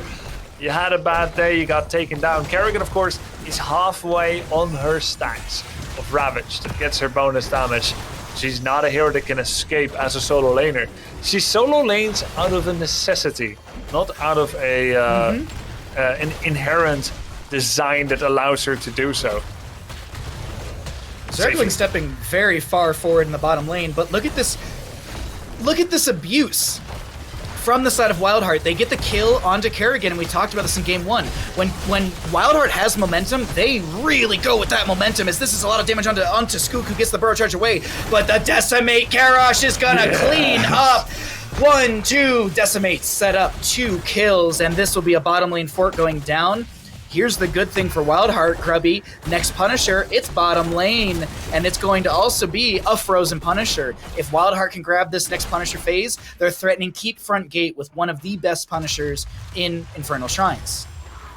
Yeah, I mean, actually, for a second, I thought you were going to break out into an orcish nursery rhyme. 1, 2, decimate, 3, 4, kill, or something. You had that lovely rhythm going on, but so does WildHeart with their advantages. Like you said, every time, you and Crone, every time they have any lead, they're just steamrolling, they're bulldozering. Fort on the top lane, first Punisher. There, they get a kill and a rotational Kerrigan. Get the entire fort. We are speedrunning to a WildHeart Sunday matchup where they'll be going up against, I believe, Chili Mountain. Yep. If they make it here in this 3-0. And if they can beat Chili Mountain, WildHeart, WildHeart will then verse Oxygen. Oxygen Esports is the gatekeeper, if you will. That is the last Colossus that you need to fight, and we'll see. Is it going to be a WildHeart that day, or will it be Chili Mountain? Chili Mountain has had some really good momentum into the late season for HeroesCCL Season 2. We can talk about that more later today as well as tomorrow. This game right here, we're getting into another shrine. Do you want to jump into comms again here, Grubby, or do you want to continue to watch things unfold? Okay, Granite comms? Yeah, let's do it. Maybe our last chance. But I think we take the fight anyway. If you just get that one wave, it should win top. That's fine. Okay. Look for flank with place now. Okay. I think they're in this bridge. I'm coming with you. You other guys need to walk up. Anything? Oh, Mikey? Yeah, go Chromie if you can. I'm gonna go with you. I got Chromie. It's gonna get Just Chromie. BS. Chromie is in here. Chromie is in here. Nice. Go Theory. Still Garrosh. Yeah, still Garrosh. I was down. I can follow. I saw him. Yeah, nice. Mix. Seeing you. Still Garrosh. Good thing. Still Garrosh. Nice. I think Blaze. 4 foot push, please. One of us. This. I Trigger do the it, I do it. Runner. Yeah. Good Leave me. I'll put Lee on you. Yeah. Come close top, and I mean we just kill the wave. I think. It's gonna be a while before I clear this. Yeah, I think we have time. A wonderful pick-pull composition from the side of Granite Gaming, finding the double kill, if I'm not mistaken, into WildHeart, which almost, yeah, this will solidify the objective phase over to the side of Granite Gaming. And this is that Frozen Punisher that was looking great for WildHeart, but things just unraveled. The priority onto Chromie was really good from Ultralist. That toss, it was right next to Ultralist. Grubby, though, I'm curious as to why Uther didn't get the Divine Shield onto Chromie. Was he too far away? I didn't see where Uther's model was. D-Shield has a really big range. I was just wondering the exact same thing. I think what happened is that he thought maybe Chromie would be fine when she got into the frayed out, or perhaps he was cursoring over her original position and didn't expect Pitkid to also toss around. That could be it. Yeah. Oh, flank, big flank from Fancy Pants. Trying to get the jet propulsion. There's a cleanse from Brightwing. Meanwhile, though, Pitkid is a little split. He's going to decimate. Cocoon onto the Uther. Bunker down from the Blaze. Slowing stance from Chromie are out. Tai tanking a few tower shots, reducing their armor. Fend into Zergling. A little bit of slowing oil from this Blaze as the Ultralisk from Ultralisk will come out. And the Punisher, very healthy, is baited over the wall to Pitkid, who is going to just try his best to pull this back. But here's the thing, Grubby, that I keep looking at. The members of WildHeart, hold on, maybe I hold this thought because, okay, no, it's going to be the Punisher going down. But without the Kerosene 13-16, do you feel like WildHeart might be missing the tools they need to actually find the Garrosh gap closing necessary to get these kills? Or is there still enough tool utilization from the Uther and slowing? I don't know. It's valid to point out. I think there's far less mobility for Garrosh, and we're seeing that here. One hand of protection. There is magic spit on Brightwing that will help a lot together with that critical miss that will heal big. And both Brightwing and Uther get CDR from auto attacks. So there are cleanses, not quite as many as with the Karazim, but it's not necessary in this case for WildHeart to step up and to force a kill. The objective is a win condition. You can defend and withhold. And we did analyze in the opening draft that WildHeart just needs to not die to the engage from Granit. But Granit is not doing Pepega engage. They're not just going in, doing all their stunts, the leaps and judgments that we've seen from them in Playday 1 or 2, where they just use all their heroics and they go in. What we saw just now at the gate, hold on, keep wall, they went for Garrosh, immediately backed off and dodged all the counter spells. If they keep playing it like that, this is just... Wow. 98% damage on Uther and 8 D-shields. That's still a big heroic. Being forced there on Uther. Of course, Ultralisk and Cocoon were used as well, but nice engage there by Granit. But that's the key for WildHeart. They need to live, then they need the objective. Don't forget the power spikes of Deadly Calm Garrosh, where he becomes nigh unkillable. Of Uther, where he can come back to life. Of Yrel, where she gets a cleanse, self-cleanse, 2 seconds, every 10 seconds. Oh yeah, Seraphim. Yeah, that's a talent. Brightwing is gonna get dove on underneath the mid lane tower, but Weary Day is gonna just steer his way out. Now Henning, a little split, a little miscommunication in the disengage route, and that is a pick that technically shouldn't have happened. And that's a really bad spot actually for Granite Gaming, because that's 34 seconds where WildHeart can kind of do whatever they want. Yeah, that's like, you're gonna go under the fort and leave via the enemy keep side. Yeah, let me catch up and put my running shoes on. Oh, they're gone. And where am I? I don't think you hit Tranquility there either, normally. No, I would agree. You don't live there. It's not really a moment of calm. It's like those moments that I have these all the time myself. I'm not perfect, obviously, but what? What? But it's like those moments when like Lunara hits you with a lot of poison, you get away from her, and you've got the damage over time, and you're like, do I tap well? Do I not tap well? Zergling's gonna get dove on here. He's taking a lot of damage. Is there an art defender? No phase shift available. Cocoon will connect onto this Garrosh. This is actually a turn of events insanely good for Granite Gaming. Ball Lightning comes out from the Cassia. Divine Shield forced onto the Uther. Garrosh really far split from the friendly side. Slowing Sands will help Buds get away. Is there anything? Burrow charge in. There's going to be Ultras finding the damage onto this Uther. Ghost heals are available. There's some ghost heals for this right wing, but is it going to be enough? Garrosh was currently 1v1ing the Blaze, and he decimates as best as he can. Phase shift from Weary Day will come through. There's some slowing oil. Weary Day is saved. Garrosh is not saved by the phase shift, and a slow burn from the side of Granite Gaming as the objective phase is up and available, unaverted, backs away. But here's the thing, top lane keep taking a lot of damage. Catapult's hitting for 418 damage. I think that's an okay sacrifice. You lose the Punisher, you lose far more than this keep, right? Like now it's a guaranteed Punisher for Granite. They can even 39 it, kill top fort, kill mid fort, steal Bruiser camp, get close to level 19, maybe even 39 it for much longer than that. Because you want to control the middle 3 Khazra and Pelus. Well, the middle 2 and the bottom 1. I think you 39, you forget about Bruiser camp, it's not important. You kill mid fort, then you defend bottom Khazra and take 1 or 2 Khazra mid, then you take the Punisher. And for WildHeart, they actually want to... Oh, okay. They're just gonna roll with it. No macro control. They're gonna go with the Bruiser camp, let bottom Khazra push, which still has a keep wall, so they will lose wall perhaps. And they're just gonna go with it at level 19. They don't want any more delays or risks. And to be honest, perfectly layered CC by Granite when they engage. I don't feel like this comp should be working. Same thing as last game, the Tyrande comp. But just with good level of skill, Granite is doing it. And this is their death push. This is their Exodia. They do not want to back off a macro after this. Okay, never mind.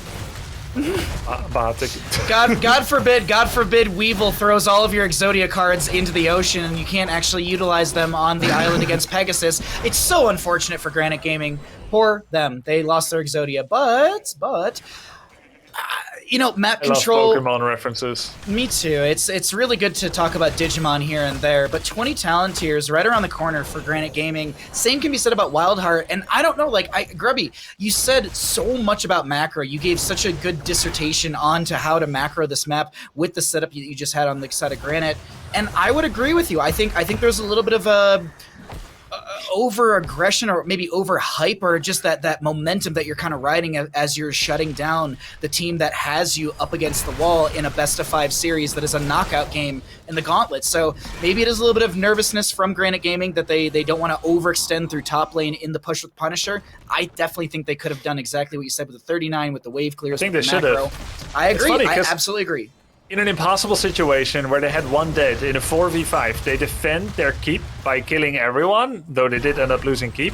But then when they're literally comfortable and luxuriously positioned, they get a keep wall out of a free Punisher with full macro map and choice control. Now you're into Invisible Friends Garrosh with Uther, who actually went for the 50 armor devotion, so he doesn't come back to life. 50 armor is sick. I think that can put Garrosh on 75 armor.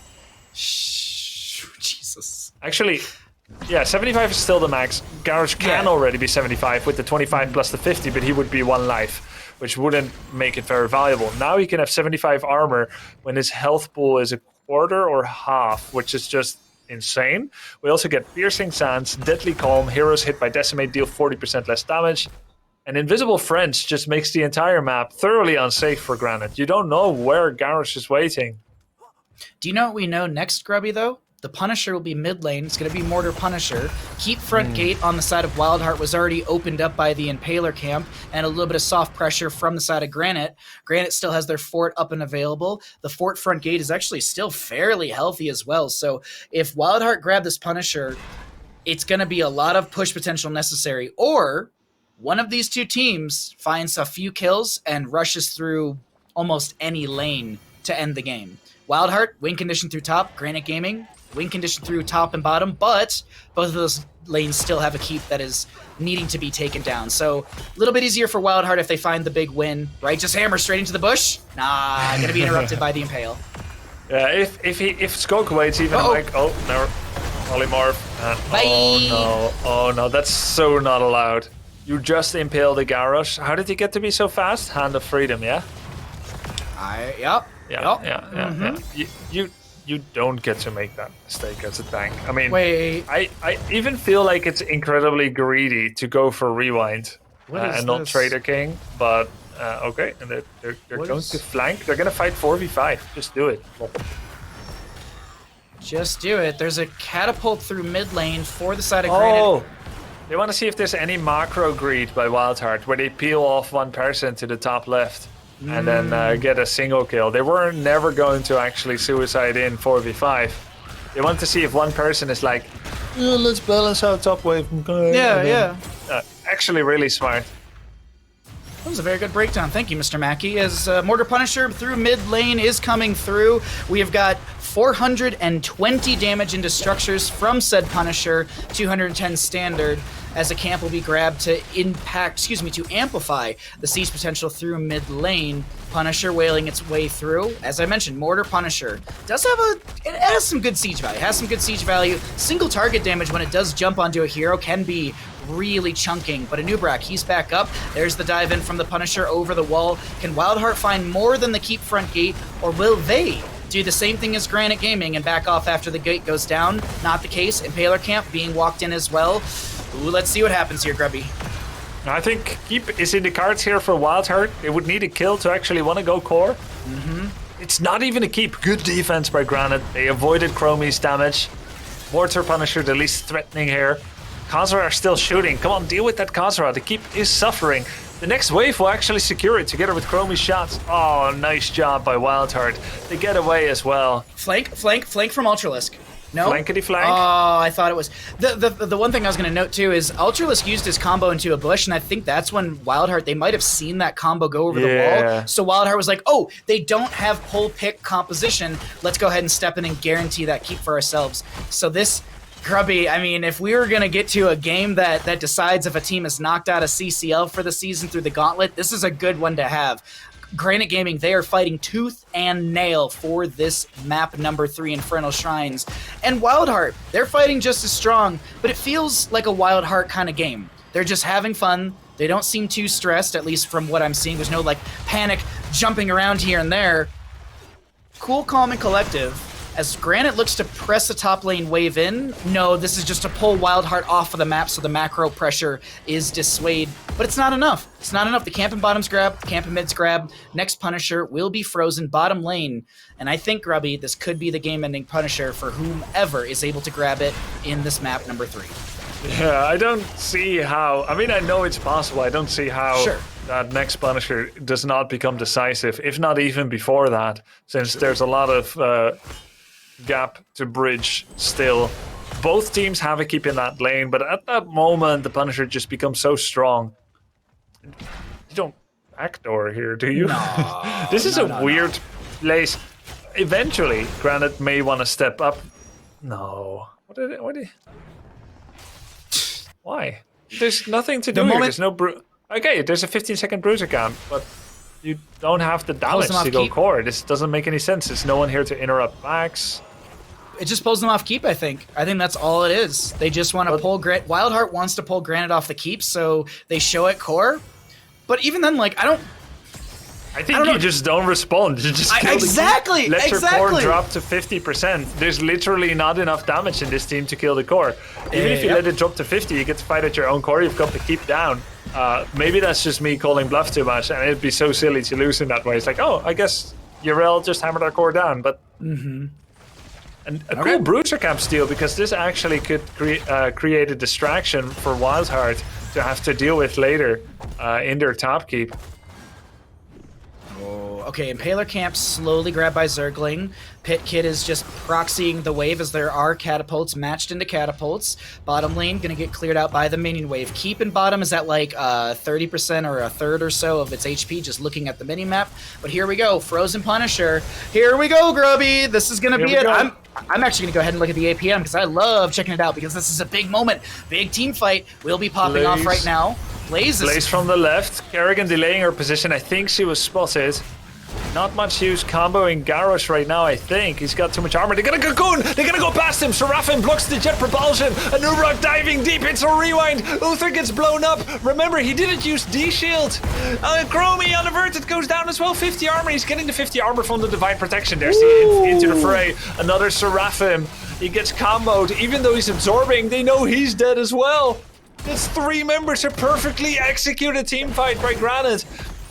Are we core racing, Grubby? We core racing? You can just go 5 bot core, I think. Why are they heading back? Why are they getting the objective? Why are they worried about their own core backdoor? It's the bottom keep is 30%, and I think you just go core. You send one person back. When that happens, this feels like Granit just getting the bottom of the barrel again. Mm-hmm. And but on the other hand, it is a level 24 Punisher. You secure it, then push out top wave. Everyone is going to be back by then, though, but you can very likely do the same thing again at the keep. Maybe this is fine. This might be fine. This might be the turnaround for WildHeart. This might be the turnaround for Granit Gaming. I don't know. I didn't read the script for today. I came in blind to the games, didn't want to spoil anything, but we do have Yrel up in 4 seconds. Punisher working his way down bottom lane. Frozen Punisher will confirm the bottom lane keep, trying to bait this Punisher over towards mid lane for a little extra help. Root from Malfurion comes out. Uther and friends looking to step into the side of Granit Gaming. Decimate is going to get thrown into a cocoon from the Anubrak. They're trying to burn him out of this as quickly as possible.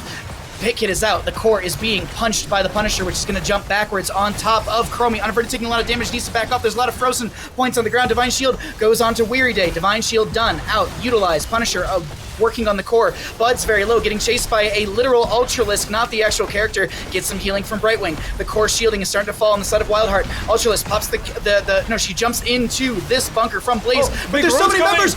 There's so many members! Just stacked up around the core. Getting rooted by the core here as there is a call to go for the core. There's just a Nubarak left. No. There's Cassie left. There's the Punisher. This should be enough, right? This should be enough. Wow. And it is. Granit Gaming prevents the 0-3 wipeout and gets the 3rd map victory. Every member on their team is dead as they cluster together in a bunker that went from cozy to not so cozy very quickly. The frozen effect from the core defense came in. In the end, Granit does it. Not a flawless game, but incredibly entertaining that went the distance with a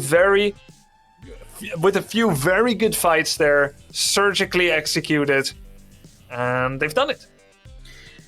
Crow and I gotta get you back in here. Are you just as shocked as we are that the way this game went, or were you sitting here like, yes, the cards of Exodia are in the ocean and WildHeart, they cannot put together their giant, powerful card?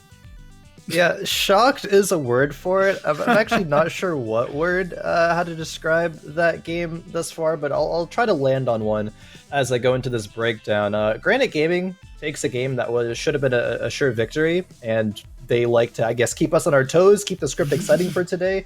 I didn't know that that's what the priority was, but hey, I mean, I'm here for it, I suppose. Granit Gaming, I don't want to sound like a broken record, but I feel like I kind of have to. It's the same issues over and over again for Granit. So even when they do come up with a win, it's still just they get kills, but what they get afterwards just is not enough. They actually get 3 kills while the keep of WildHeart was below 50%. They can just walk to core and end, but they're worried about a Chromie +2 walking to core and killing it before. It just doesn't really make sense to me, to be completely honest. With Granit Gaming this time, the kills were enough to be able to come through for the win. And I think a lot of it was, well, WildHeart is a great team, and they're able to play mechanically very well and out macro Granit Gaming most times. Their draft was honestly just not good enough. They did not have damage. Like, if this double support was at DPS instead for WildHeart, they would have been able to, it looks like, defend that last push and just be able to get kills, then counter core. But the double support and the Divine Shield, I think, was misclicked. It wanted to go onto Chromie, but it went into Brightwing instead. Just made things a lot more intense. It's still looking like WildHeart's stronger team. Granit Gaming, though, they do what they do well, and they played it well enough. It's just, can they do it 2 more times again? I don't know, especially after seeing that last game. I don't know. It was actually a really, really close game, and I was actually watching that exact moment you were talking about, Crowan, where Brightwing used the blink heal onto Chromie, who just went into the time stop. So it just shifted onto Brightwing since you can't target the time stopped Chromie.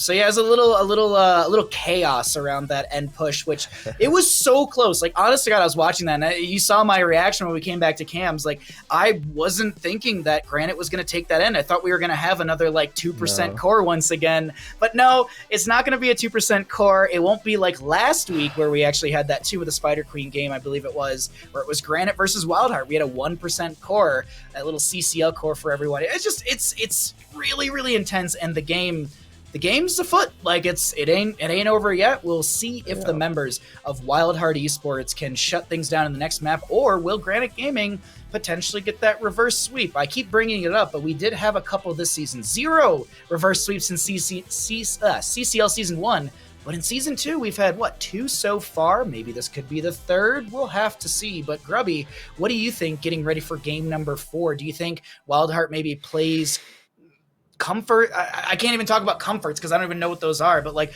what do you do? Like, was Granite Gaming too hard to beat in that, or was it misplays from WildHeart?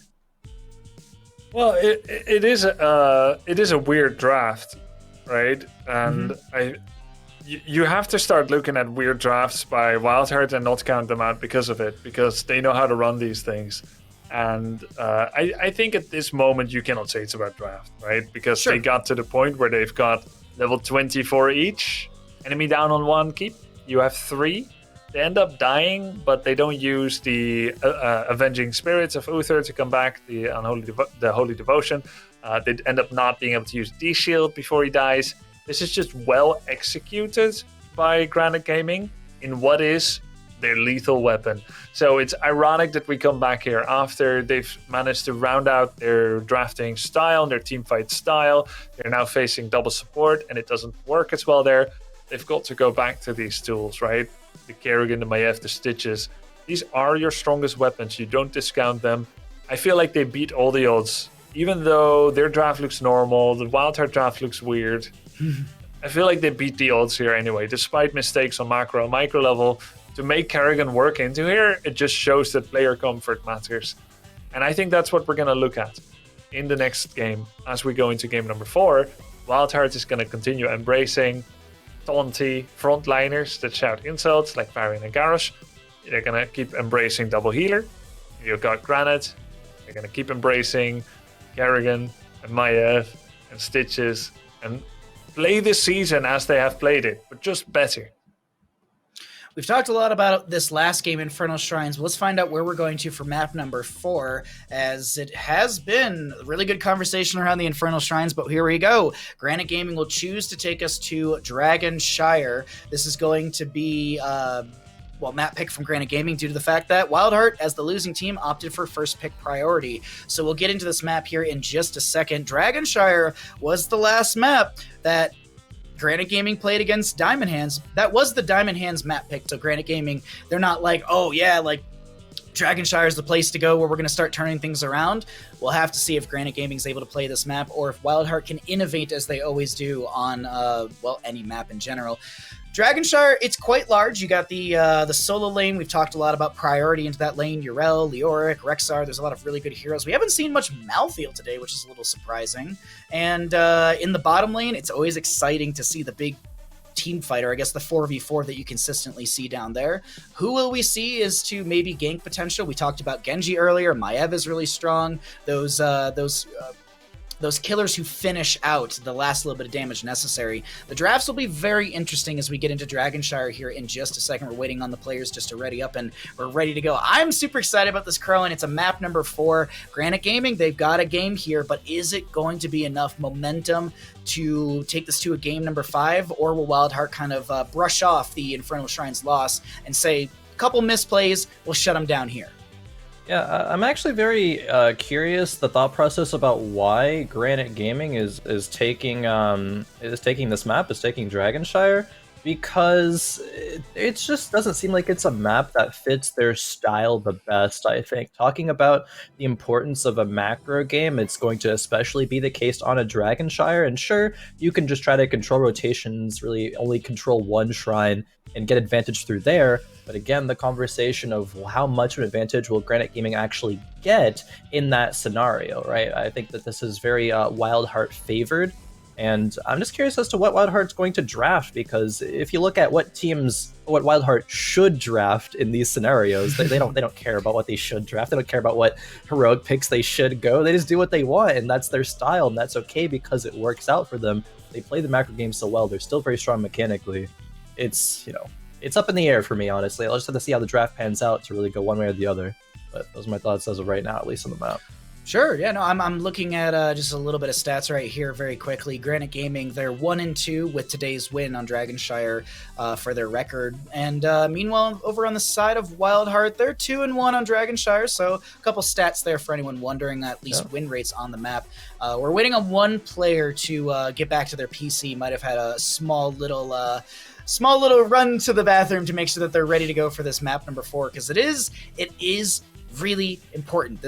I keep bringing this up today, but I feel like it is the massive storyline to consider. We're in the HeroesCCL gauntlet. There's no, hey, see you next weekend. It's, if you lose today, see ya maybe next season, hopefully next season. But right now we're here, we're ready to go. Dragonshire, let's see what happens in map number 4, our second best of 5 of the day. WildHeart in the blue, Granit Gaming in the red, and we'll see what bans are going to be prioritized here, Grubby, or even first pick potentials. So interesting, when your first pick, first ban is you can choose the most coveted solo laner first or the most coveted bottom lane solo protector, which is usually something like Chromie or Hanzo. In Storm League, you often take solo laners second, like last, if you will, so that you can counter the opponent's solo laner. That doesn't seem as important in CCL. In CCL, you take the most coveted ones. There are 3 to 4 nigh ungankable solo laners: Diva, Hager, Blaze, and Yrel. Like they're almost unkillable. Maybe Leoric as well. So these 5 are really high priority. I think Maiev was something that you had the Diamond Hands be worried about when it came to Granit, because Maiev is excellent at stalling, at taking shrines, doing so safely, having that self-cleanse basically from level 1. That's something to consider, but apparently not for the first 2 bans. WildHeart sticking to their guns and going for the Hogger Stitches ban. Pretty standard bans actually from both sides, as we see once again Lucio, but here's Zergling gonna grab the Blaze this time, saying, Fancy Pants, you've had a lot of first pick priority onto the hero. It's our turn to grill and kill. So not a bad start for WildHeart, like the solo laner, and Grubby, exactly what you're saying. The coveted, the priority is going to be here. But does that give information, Crowan, over to the side of Granit Gaming into maybe saying, all right, we can play Leoric, we can play Malthael into this? Yeah, I mean, I think it's more of just a denial. You don't want to let, you don't want to let fans back on the Blaze. We're going to go for Rexxar, going to be great at controlling the points. And I think that's kind of what they need, actually, is to be able to actually have some kind of map objective, map pressure sense. Rexxar is a great pick to be able to do it. Again, Ion Tychus, just a solid DPS. We're going to actually have a Junkrat coming through, and I know Junkrat was not really meta for a while, just kind of coming back into it, at least from what I've observed relatively recently. And Junkrat has a lot of really strong early game kill pressure with the mine, of course, can hold rotations with the traps, as well as just be a great scaling hero into the late game. And these WildHeart compositions oftentimes do I don't know if I would say they like going late game, but they're okay with going late game. Junkrat's a great pick to be able to do that. The Garrosh ban, I think is okay. From Granit Gaming, they recognize that that's something that Pitkid has been comfortable on, has practiced with a lot, of course, but I'm not sure that the Garrosh is really like why WildHeart has found their wins, and of course they did lose the last game.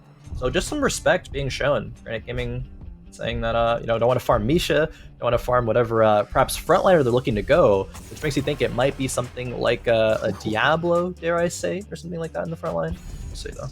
Very much could be, or even ETC. He's Muradin.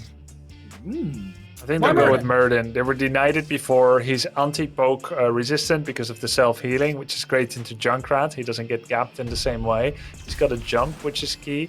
No, it is going to be Diablo. So there is no. You guys hit it. Tychus as the protector in that the denial pick, and yeah, Garrosh abuses Diablo big times. The last one could be Kerrigan or Maiev. Is this Diablo into Brightwing Junkrat good, Crowan? Because you have Polymorph, you've got Concussion Mines. I feel like there's actually a lot to kind of dissuade the Diablo as he initiates into the enemy team. Maybe even these last 2 picks, Tyrande. Okay. C-Smash! Ah, that's my vote right there. That's my official vote. I gave it to you all. Crowan, though, I want to get your thoughts here. I want what's your thoughts on the draft that involved, or expectations for Dragonshire from both of these sides? WildHeart is just, they simultaneously make me shake my head, but also I'm just like, I want to see it thrive, and I think it's likely to, based off of their overall performance today. But ooh, this Medivh pick here from Granite Gaming might put a bit of pin in that one. I think that Medivh is going to be fantastic at dissuading into Varian Colossus Smash. You know, going to be just jumping at one person. Medivh shields there to counter that, plus the Tehran stun. A lot of CC though from the side of WildHeart, so Diablo is going to be kind of scared. But with both Anduin being able to pull him out, Medivh to portal him out, Diablo should in theory be safe. This is, I think, a closer draft than a lot of the others that we've seen. So I'm actually hesitant to give it one or the other, just because of how crazy these games have been. I think that, with everything said, if Granite Gaming can not only take the kills that they're looking for, and look to get a better macro advantage out of it, I would give the advantage over to them. I'm just not confident in that, and they don't have like some great follow-up CC like the Kerrigan and Maiev that they thrive so well with. So I will slightly give the advantage over to WildHeart in this draft. The Tron has worked once. Let's see it work twice. Thank you, Crowan, for your expertise and knowledge, as always. We'll see you after Dragonshire, as we got the members of WildHeart looking to close out this best-of-5 series in a 3-1 fashion through Dragonshire. We have Weirdy on the Brightwing, Zergling on the Blaze, Buds on the Tyrande, Pitkit on the Varian, and Unaverted on the Junkrat. Over in the red, trying to continue this series, looking for a map win through Dragonshire as well. We've got Granite Gaming, Ty on the Tychus, Fancy Pants on the Rexar, Skoog on the Diablo. We got Henning on the Anduin and Ultralisk on the Medivh. Now, Ultralisk has a pretty good Medivh, but I am loving Tyrande Varian here. Ooh, okay, Misha Bear is the only thing caught out by that one, but Grubby, I want to get your thoughts on this, because you always have a lot of wisdom and knowledge coming into our Heroes of the Storm games. Just once again, Granite Gaming Bahamut has this draft that doesn't seem to make sense to me. WildHeart. WildHeart has a draft that both teams are actually taking that position. It's confusing to say the least, but you've got Varian, Tyrande, what looks like single target blow up comp, and you're into Medivh and Anduin, who together with Uther and maybe Lucio are 2 of the 3-4 best supports at saving people from blow up. And then you've got Tychus and Diablo and Anduin that can just destroy people with their CC. I don't know. Like, on the other hand, Tychus into Varian is not exactly ideal either, is it? Because of the parries. So it is very interesting. Yeah, the more I think about it, it's actually pretty 50-50, the draft.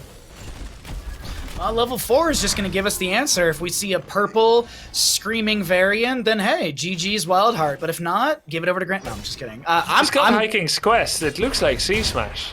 It could be. I've also seen Hiking's Quest on just standard taunt variants. I've seen Hiking's Quest on our Twin Blade variants.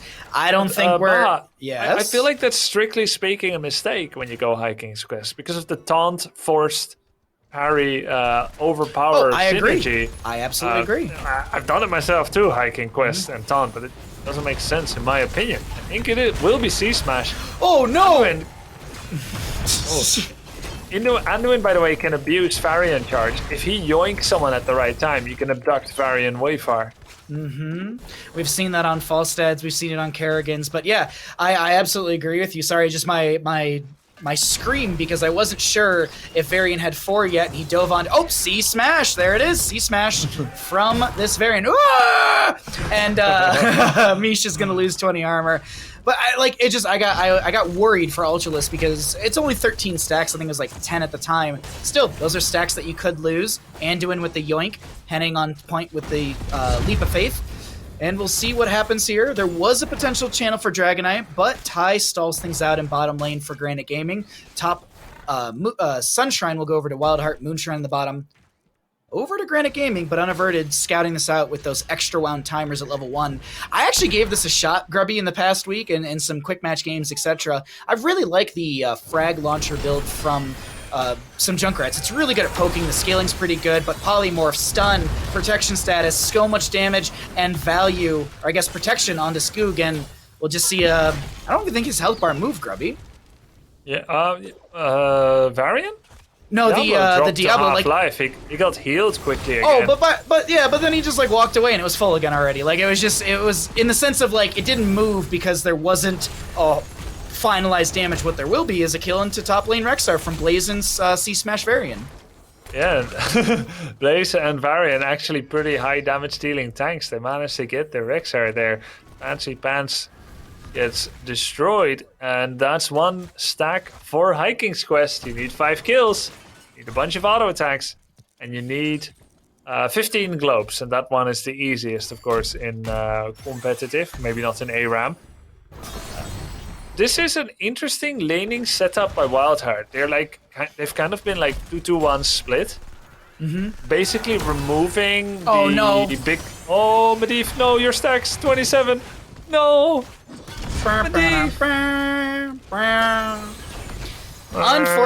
Unfortunate stacks lost on Medivh. That's just sad Medivh noises. That's a rough go. Like I saw the polymorph, or excuse me, the phase shift from Brightwing coming through. The rotation from Buds was on point. There's a overpowered shadow charge on the Zergling. Pitkid steps way too far forward. Way far. I do like the Hiking's quest though with the Colossal Smash because there's the factor of Colossal Smash to consider. Base attack damage is increased by 100%. So if you're scaling out your base attack damage with Hiking's quest, it's a win-win in my opinion for the variant. So I do like that pickup onto Pitkid. Sorry, it'll never get old. Tyrande running on the actual mount. Phase shift from Brightwing. Weary Day should have the safer unaverted. Wow. And yes, Buds comes in with the double heals. It looked like that critical missed. Procced. That was a huge heal coming out from the Brightwing cleanse. Oh, true, yeah. I wasn't sure what CC was currently affecting Junkrat. Perhaps Diablo was in the he was trying to get like the overpower? Maybe. Varian dives in onto Skoog right now. There was already a leap of faith used. Skoog goes in. There will be the souls finished out. Pitkid is going to use the parry for a second. Phase shift from Brightwing comes through. Skoog going to be down to 50% HP. Lunar Flare onto the gate. Concussion Mine. Oh my god, Ty, you are playing with fire. Almost getting pulled out. But there it is. That's the pull that I was waiting for. Starfall onto the front gate. Colossal Smash from Varian. I don't think it actually connected onto anyone. I heard it go out, but I didn't see any negative armor. Yeah, maybe someone had positive armor, don't know. By the way, oh my god, circling one-on-one-ing Rexar without ult, just 1 level lead, and nearly taking him down. Pushing in pretty hard here, the solo lane difference. See that blaze value as Ty rotates. There's a jet propulsion away, and Ty gives up. Let's go with a draw. Let's go it. Uh-oh. Sorry. Okay, 18. Okay, alright, Okay. Alright, sorry. 18 stacks on Medivh. He's working his way back up. Slowly but surely. Dragonite potential for the side of WildHeart. Can they actually get this? No one is countering the lasers yet. No one in mid lane. Weary Day gets this channel for free. Alright. Alright. Taken by Trial of Combat. WildHeart 2-0 in the takedowns to get the first Dragonite as well.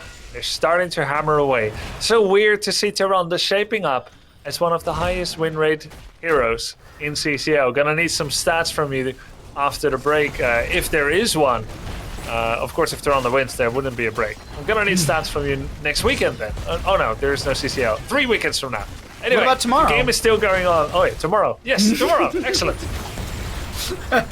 Oh, wait, hold on. Leyline Seal. Commander Odin. Apocalypse from Diablo. Riptire goes out, but it's going to have to be canceled early. There's going to be a Light Bomb from the Anduin, but it isn't going to do much but hit a bunker from a Blaze. Dragonite does have the Brightwing inside. Concussion Mine is going to split the Misha. Skoog looking for the flank into the enemy side. There's a portal to get Skoog out if he needs it. Varian, Colossal Smash, Misha trying to get away. I don't think she can go through the portal. Misha goes down, and this is the factor with Misha kills. Those do count for High King's Quest, which is completed. Is that full completion of High King's Quest? Yeah, everything done. 7 minutes and 30 in. Bonus 60 basic attack damage. One auto from Varian is 358 damage. One auto. 358, and then when you add Heroic Strike, that's 200 extra spell damage. So that's 558 damage. If you then factor in Colossal Smash, which reduces people's armor by 20, we're looking at, doing some quick maths, we're looking at a 669.6 auto attack after C-smashing. Nice, super nice damage. Of course, that's no longer the case. Damn it, level 13, why? And we're now in a situation again where WildHeart is running down the bridge of Khazad-dûm. You never push this top lane. Blaze was stalling things out, but yeah, you bring up a great, I wouldn't say historical moment, but a moment from CCL Season 2, which was WildHeart C-Smash on Dragonshire, just pushing the top lane keep for free. Blaze Zergling, though, was delaying some of those backs, and that was allowing this aggression to come out from WildHeart, so they were very comfortable in their push into top. Also, to mention, we didn't talk about this shield wall for the Varian, a great tool to allow Pitkid to just eat a bunch of damage if he can, well, if he can manage to press the W key. That's the big factor in this. Why hold level 13 for Varian, though? What are we missing? There are no shields to break. Yeah, light bomb shields. It's not really worth going Shattering Throw for that, I don't think. Unless he's going... No, it's just Mortal Strike. Is there another good one? Nah, it's a charge. You don't go for the charge talent. 4% max health damage when you don't even have the level 10. No, yeah. I think it's just a case of... You didn't have the APMs to click it. That must be it. Uh-oh. Oh, no. Oh, no. But on the other hand... Oh, no, Grubby! Yeah, I know, but every defeat is a victory for someone else, and we shouldn't only bemoan the Medivh stacks, but also the conquest. The conquest of removing this toxic heroes stacks. Oh, yes. Oh, yes. 30! It was 36. 36 stacks are Vamos. Vamos a la playa. Oh, my God. Oh, okay. I'll bring the towels. Yeah, cool. Nice. Good French there, Bahamut. I've been working on my Japanese lately through Duolingo, so thank you. Structural damage from the Dragonite right now, 558. Standard damage will be 279 for anyone wondering how hard this Dragonite slaps into structures. Big thing to consider as well is going to be 16 talent tier looming in favor of this WildHeart team, and actually the kick onto Tai was pretty good because what it does is it just closes that gap. Dragonite just gets a quicker rotation into this keep front gate. The reason I bring this up is Dragonite not only has a health bar but has a timer on the actual availability, so only 33 seconds remain on this Dragonite as it is tanking some keep shots. Blaze gets a jet propulsion onto a few enemy members, and Dragonite's looking like it's only opening up things in bottom. Blaze pops their Pyromania, which has the new habits Unstoppable value after getting those 15 regeneration globes. There's another jet propulsion. The chain CC onto Skoog feels just awful as the keep in bottom lane loses maybe 20% of its HP, a quarter if you will. Yeah, let's say a third, let's say 50%, however you want to break down that fraction. 40%, and I've got 50% going, 50%, 60%, maybe 60%, 65. They're not stopping. They're not stopping. I feel like I'm living inside this Twitter thread. It was what casters say when they're not sure what to say, and I'm sitting here talking about keep percentages. So either way, 16 talent tier, but WildHeart always know what to say. Don't be silly, Twitter. WildHeart's still in bottom lane with the 16 talent tier advantage. They don't need to leave this. Their mana's fine. Their damage is fine, and Misha goes down. Colossal Smash on to Skoog, but it actually doesn't connect because the Leyline Seal. Apocalypse comes out. Bunker from Blaze is here. Unstoppable once again from Blaze. Jeez, this is so much just sitting in bottom lane, camping the bottom lane keep. If this was an FPS, we would call all of WildHeart campers. Exactly. Oh my God, they're gonna go for Varian. He's low. Maybe we can get him, Copium. Nope. What? Pitkid is getting so many heals here from Brightwing and from Tyrande, and this pressure is unrelenting. Zergling is out of mana soon though. We don't have any heroics left. The keep is extremely hurt, but Granit makes the heroic stand. Oh, that's a funny interaction. I'd love to see that again. Concussion Mine with Shadow Charge triggered at the exact moment that he collides with the wall. So, yeah, unaverted, taking a bit of a flight. Skoog. I was a little worried about that Shadow Charge, a little far forward from the friendly team without any sort of Medivh portal available for a few more seconds, but it's A-okay. Slow trickle in of 16 for the side of Granite Gaming. Rexar will finish out that level 4 Hunter-Gatherer for the extra armor onto Misha and himself. And this bottom lane keep, it's going to live with a sliver of health. I'm not even going to break down percentages anymore here. Let me actually look at the health. 2,183. Oh, that'll be the 600th season of HeroesCCL. That's 12.8%. Oh, the 6. 12.8% health. I am going to break down the percentages because I don't know what else to say. That's in the end. I know. I mean, all we do is stare at minimap and just say Brightwing top. Brightwing's in top. Where's the phase shift? And actually, that's the case here because Brightwing is in top. Gonna grab the Sun Shrine. Fancy Pants getting chunked a little bit, but there's no follow-up damage from Zergling and crew. What there is a third Dragonite, and Pitkid grabs this without even interrupted. Once again, update on the Dragonite damage, 693 damage into structures. This keep, that doesn't need many autos, but is this a Dragonite to go core Grubby? No, I don't think so. I think you get the keep, you breathe on it twice, then you rotate mid, you get that keep wall and half the keep. Okay. I think that is what is going to happen, but let's see. Nice blocking the kick. Kick the Tychus. No, don't kick the Tychus. He goes unstoppable with the Odin. Here's step 1 of the plan. What's step number 2? Exactly like you called it. You've got the WildHeart playbook in your lap, Grubby, as they're going to rotate into mid, look to maybe go for this keep. I will say this, though. Commandeer Odin being pulled out is a big win, I think, for the side of WildHeart.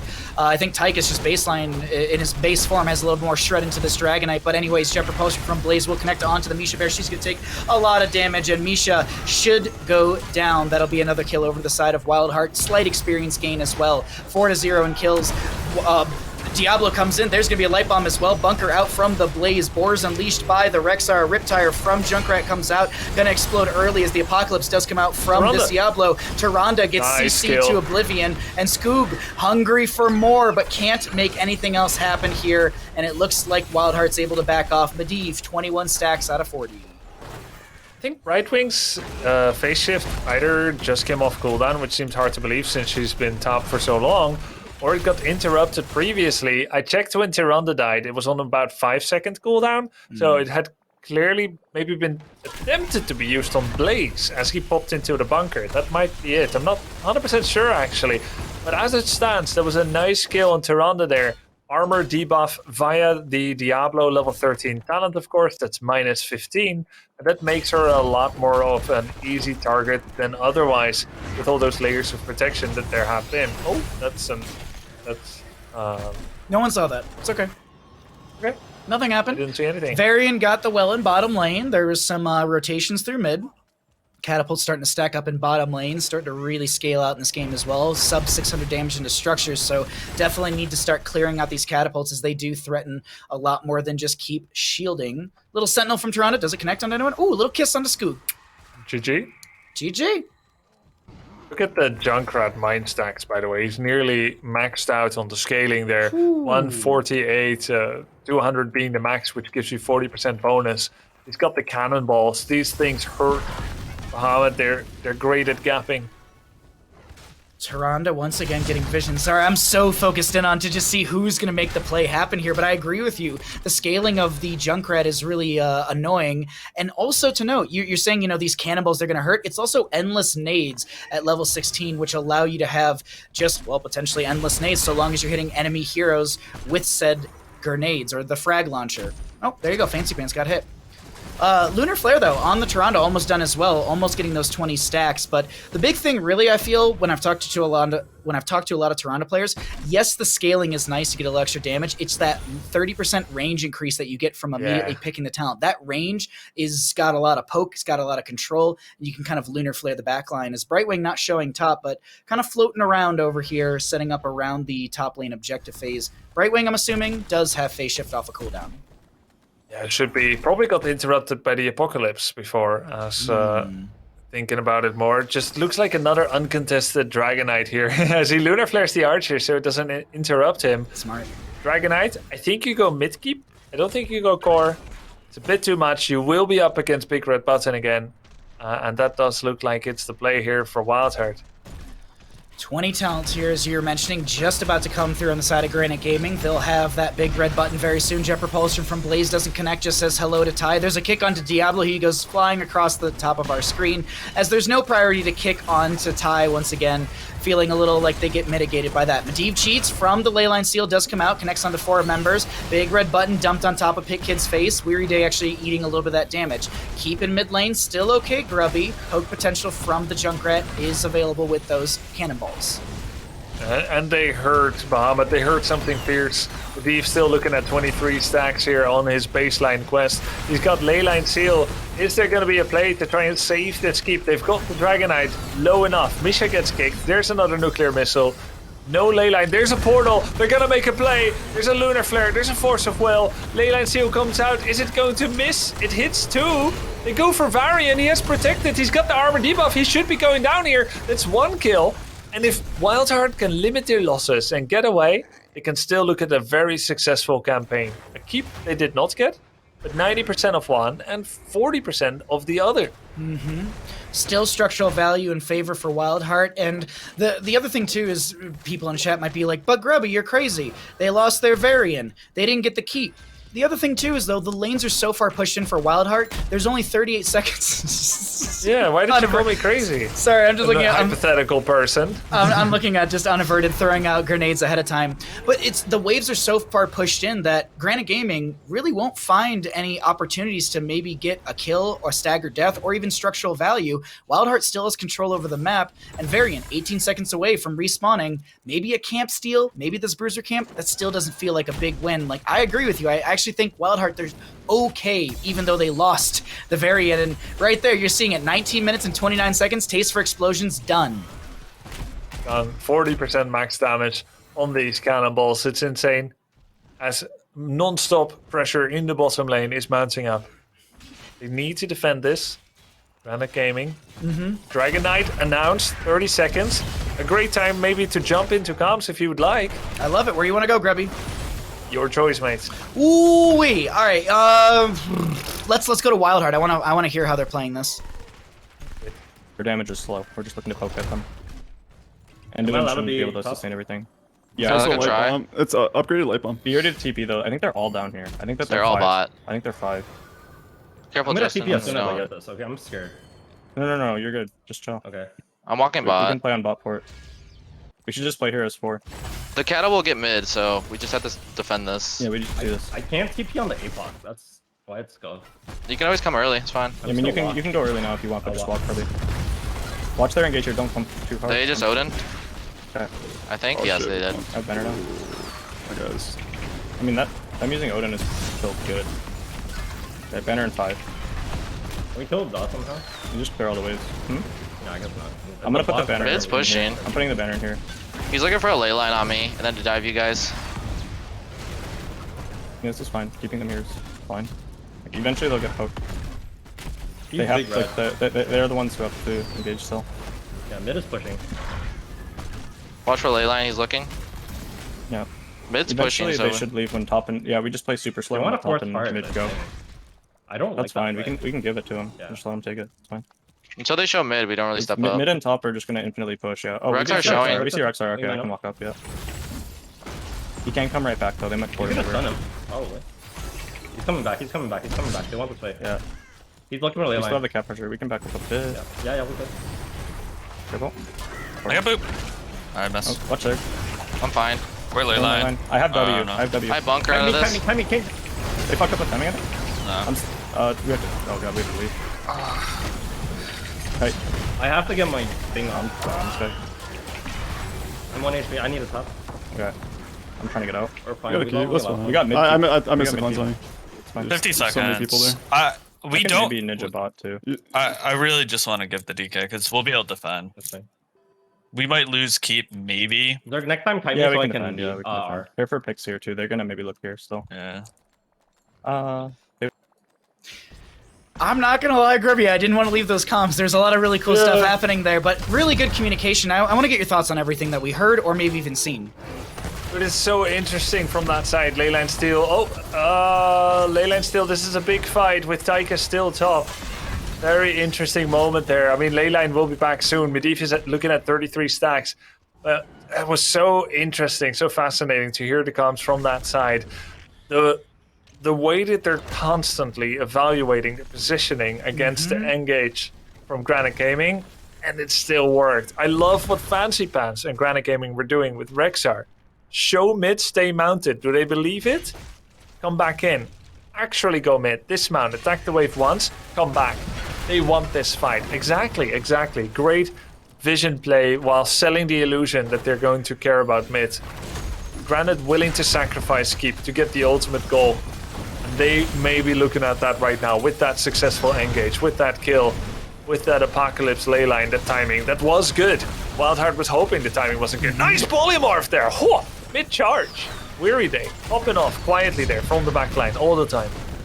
Dragonite being poked down, as the observer showed really quickly, we did see that top lane keep go down on the side of Granit Gaming. Bottom lane keep is going to be a little bit low here, going to get burned down a little bit. We'll check on that math a little bit later. As one more big red button comes out from Ty, they're looking to open up bottom lane to find parity within those catapults, but also win condition on the side of Granit Gaming. Big red button should confirm keep through bottom lane with the slow damage over time. One more big red button, it's not available. Grenade from Tychus, anything? Is he willing to step forward? He just used it.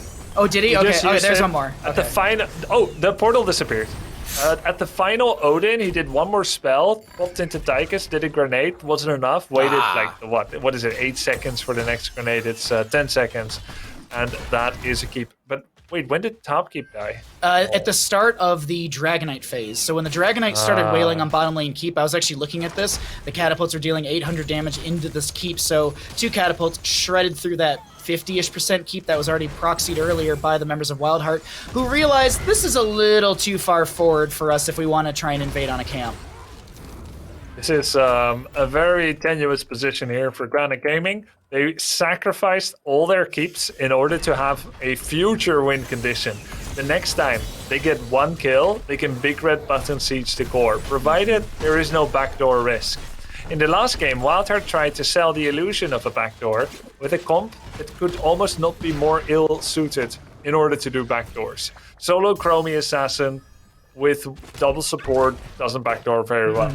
Now though, with Junkrat, although he won't have CDR on the on the frag launcher, as it's not hitting heroes, Junkrat packs a big punch, as does Varian. This time the threat is real, and I feel like WildHeart might want to play off of that, as the team fights have honestly been rough. Glory to the Alliance is a great level 20 upgrade for Varian, but he himself cannot live as freely as he had in the early to mid game. It's actually trending towards Granit Gaming, and the macro will need to be the secret sauce for WildHeart to win this game. They want to build up critical amounts of pressure and create an uneven team fight somewhere else on the map. Granit is up against it. One more time into the voice for Granit. What do you think? Here we go, into Granit's voice. Wait for Exile, Yank is coming as well. Yank is gonna come here as well, right? I don't. Okay, no, this is bad. We need to. We need to get them in the open and just engage them. Not get them play for bot. Like the camp is here, we're gonna be here. Also, bottom is also open. We can look for a fight here. If we catch them with a ley line, look at our core though. Yeah, that's why. Like, if we walk up, try and force. We can try. I think it's the same play. Yeah. Look this guy. Yeah. No. I can still try to ley line. Yeah, it's me. I need a clear core. Yeah. Step up, then we ley line. Yeah. Do the bait. I think we win 4v5, honestly. Like. Yeah. They're walking up here now. Okay. Look for the backline. I still have 2 stacks of pull and like. We're going. I need to know now. Just no, go. No, it's fine. Go Okay, go clear. The cat doesn't need. Be gone. It is You fine. can fight mid, Like, it's super hard for you to die here.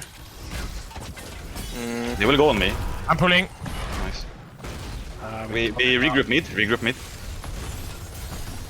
Yeah, we play for mid instead. I still have one stack of pull. We have to. Play for mid. Play for mid. Yeah, we can look for a fight here. Okay. I think we have to rip it though. It's on me. Yeah. Do we have lane man? Yeah, I do. We still have a fort mid though. It's kind of bad. I can walk the bot point. Nisha can get what? Yeah. We play for mid. No owl. They're coming bot with Blaze. Never mind. Oh, they're going on me. I'm pulling you. You're fine. Okay. They're getting They're Drake though. capping mid with. No, I gotta. Nice. Yeah, we have to pull trigger really soon, man. Core is gonna start dying to the cat. Yeah. Yes. What if we just run down bot and like look Look at for the bot. Yes, Get the camp I like and that. run I down like that. bot. Use owl. Get They don't have vision now. Get this camp and just run it down. Yes. They got that on core, it will kill it, I think. Okay. Rexa bags, I guess. Rexa bags. I do it. I'm already there. Yeah. I feel like they're probably looking to back. No, we see them. They're around. Grubby, I'm going to say the same thing I said about WildHeart comms. Didn't want to leave, but I need to get your thoughts on that because there's just so much chaos. Actually, we're going to hold that thought right now. There's going to be the dive in from the Varian. There was also the leyline seal from this Medivh. Big bunker down from Blaze to try and help out Varian. There's going to be another pull from Henning just in time. That was a voice that you heard very loudly in those comms. Henning really trying to make some plays happen, but constantly saying, hey, Diablo, I got to pull. But Misha, Rex are constantly saying, my catapults on the core exactly. Now, as the Dragonite is getting threatened. There's 2 catapults in the mid as well. One catapult is down, but it's still getting shots. It's chunking for 6%. Brightwing capping the Dragonite. That's gonna be it, most likely. The leyline seal Apocalypse combo wasn't good enough as Granit had an impossible choice to make. They kept trying to find a window, find it over and over in those difficult situations, but WildHeart outlasted them, outpaced them. They had the macro advantage. They had the early top push that made such an issue for Granit in their defense. 2 impossible choices. Granit doubted in the middle, and now WildHeart going for the core.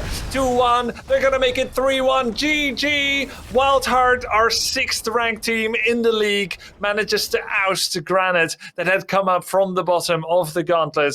It's WildHeart Esports that will be going to play tomorrow on Sunday, going up against Chili Mountain in order to increase their rank. What a fantastic game here. 29 minutes and 15 seconds. 0 deaths on Brightwing and Blaze. 1 on everyone else. Junkrat just with an amazing amount of poke damage and just the macro mate. The macro mate indeed. And we got to get our macro mate back in here. We got Crowan. Let's talk about this game. Let's talk about those comms. Let's talk about your thoughts. Map 4, Dragonshire, WildHeart win. Oh yeah, definitely. I think stepping into WildHeart comms there basically told the whole story. They were able to win the map in the early game, have this keep pressure and cata pressure, and they, WildHeart's really smart. They don't approach the game like, oh, I see enemy, I run an enemy. It's, oh, I see enemy, rotate, so then I go in and push the advantage while being a member up. They play the macro game, of course, very, very smart, and they force Granite Gaming into that lose-lose scenario, force them to overstep and make these misplays and then capitalize on them. Now, that being said, I think that WildHeart, the drafts, they're wild and they don't really make sense, as much as they could. And I think Grubby was touching upon that point, letting into the game as well, because look at the drafts going in, I'm like, I don't really know who's going to win this. There's arguments for both sides. The Medivh is super good, but also the Medivh got killed at like 20-something stacks and at 36 stacks, and that just really shouldn't happen. It's kind of illegal to let happen back-to-back in a row, but oh man, it was such a great game, I think, overall. Granite Gaming did step up a lot. They were in a position where even though they didn't get early game kills, they still had hope. They still were able to turn around late game fights, which is not often something that we see them, thrive and excel in that position. But they still did a decent job at it. It just, they need to make it happen over and over and over again. WildHeart only needed one shot, get the DK, run it down to the core. Yeah, props to them for doing it. Props to WildHeart indeed for their victory on map number 4, Dragonshire. And we've got Weary Day on the line right now with us. Weary Day, can you hear us, my friend? How are you feeling after that series? Yeah, I'm feeling good. Hey, all right, nice, clear, and concise. Since you gave me such a short answer, you're going to have to answer this. Why do you ban Hogger 29 times in the season so far? I think over the course of the season, Hagar has been pretty strong, even with a slight nerf in the recent patch. So he's definitely one of our top priority bans. Okay, you answered my question. Let me throw it over to Crowan for a question or two, my friend.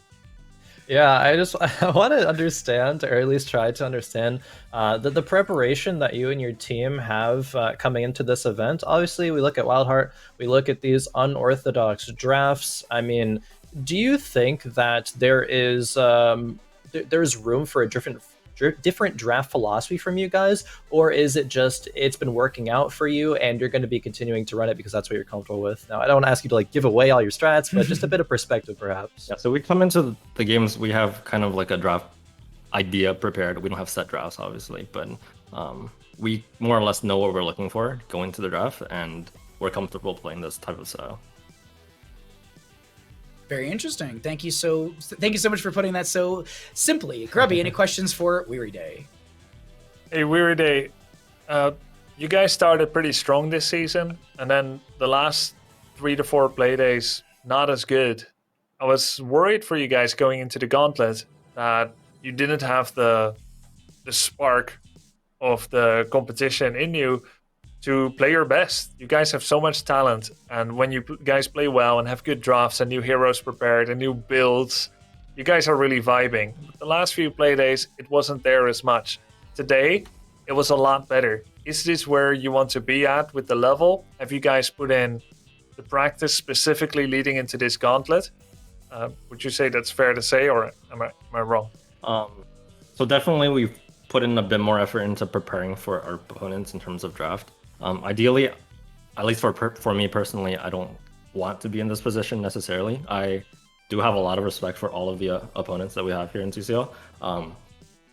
It's a pretty short season, as you can see. A few things didn't go our way, and suddenly we have like a 5-game skid, right?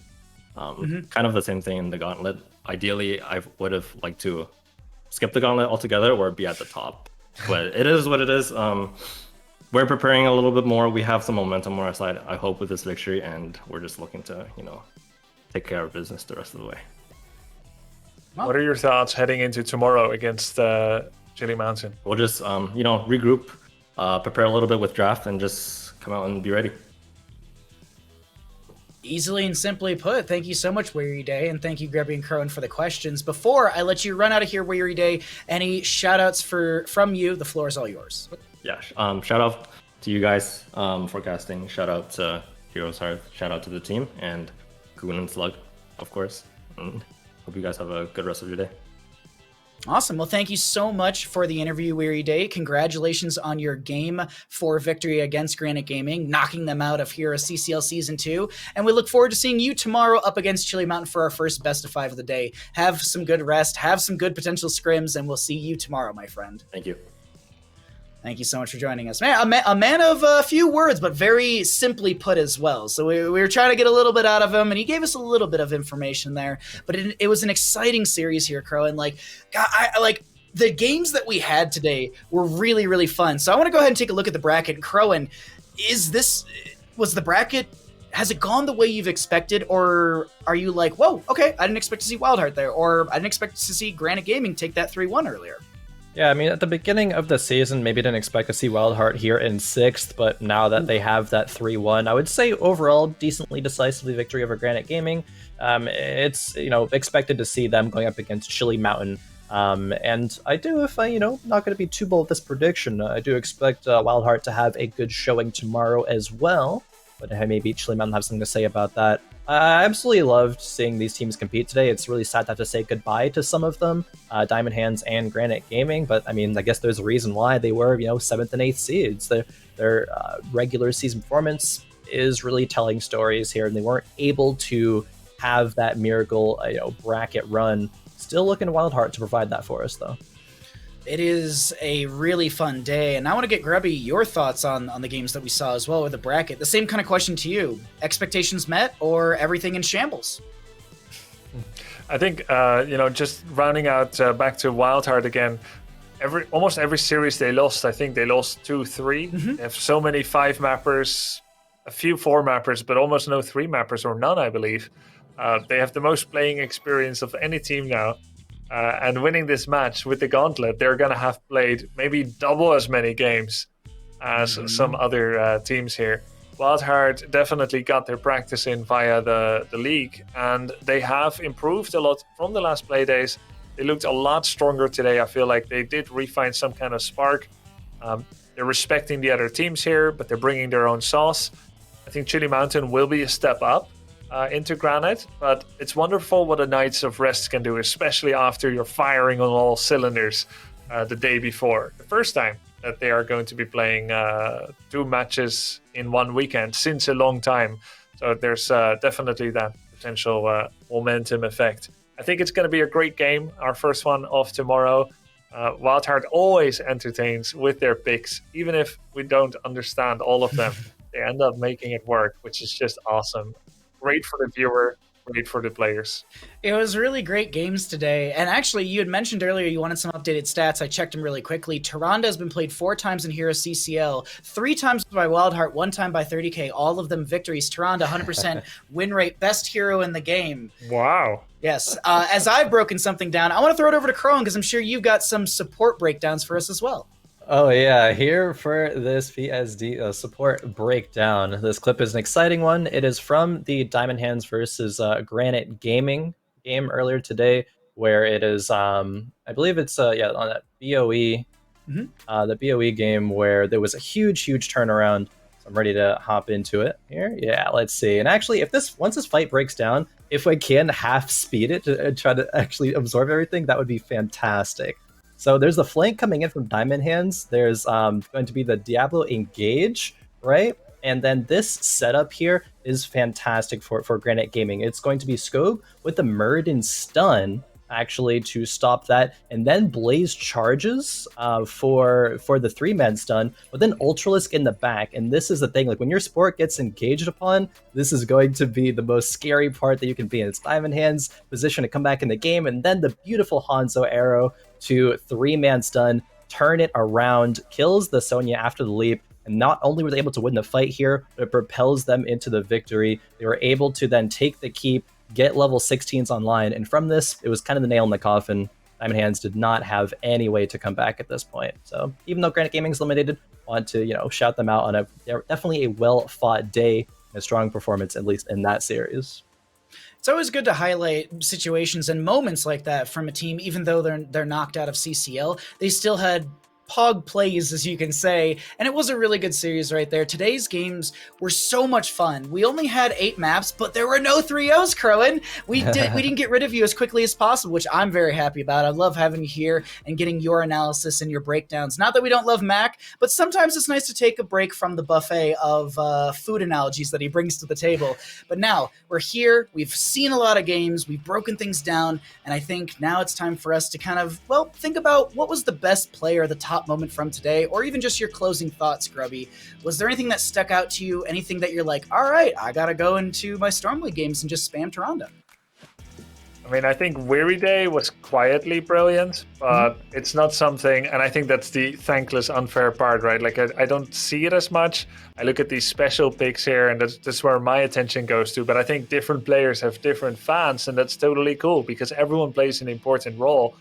I'm looking at Buds. He brings in heroes, Karazim, he brings in Tyrande, he does it with excellence, he has experience now of a healer and of a flex DPS player, and I mean, Tyrande 4-0 in 3 times by him. It's working, it's giving vision, it's something teams aren't going to have a lot of experience going into. So for me, for now, Buds for WildHeart, thumbs up, man. Thumbs up to Buds from Grubby. Crowan, any closing thoughts or feelings, or just anything that you want to just throw out to Twitch chat? To Twitch chat. Yeah, I love Twitch chat. You guys are great. Thank you very much for supporting HeroesCCL and all this great HoTS action. But also, Tyrande, OP, I guess, 100% win rate.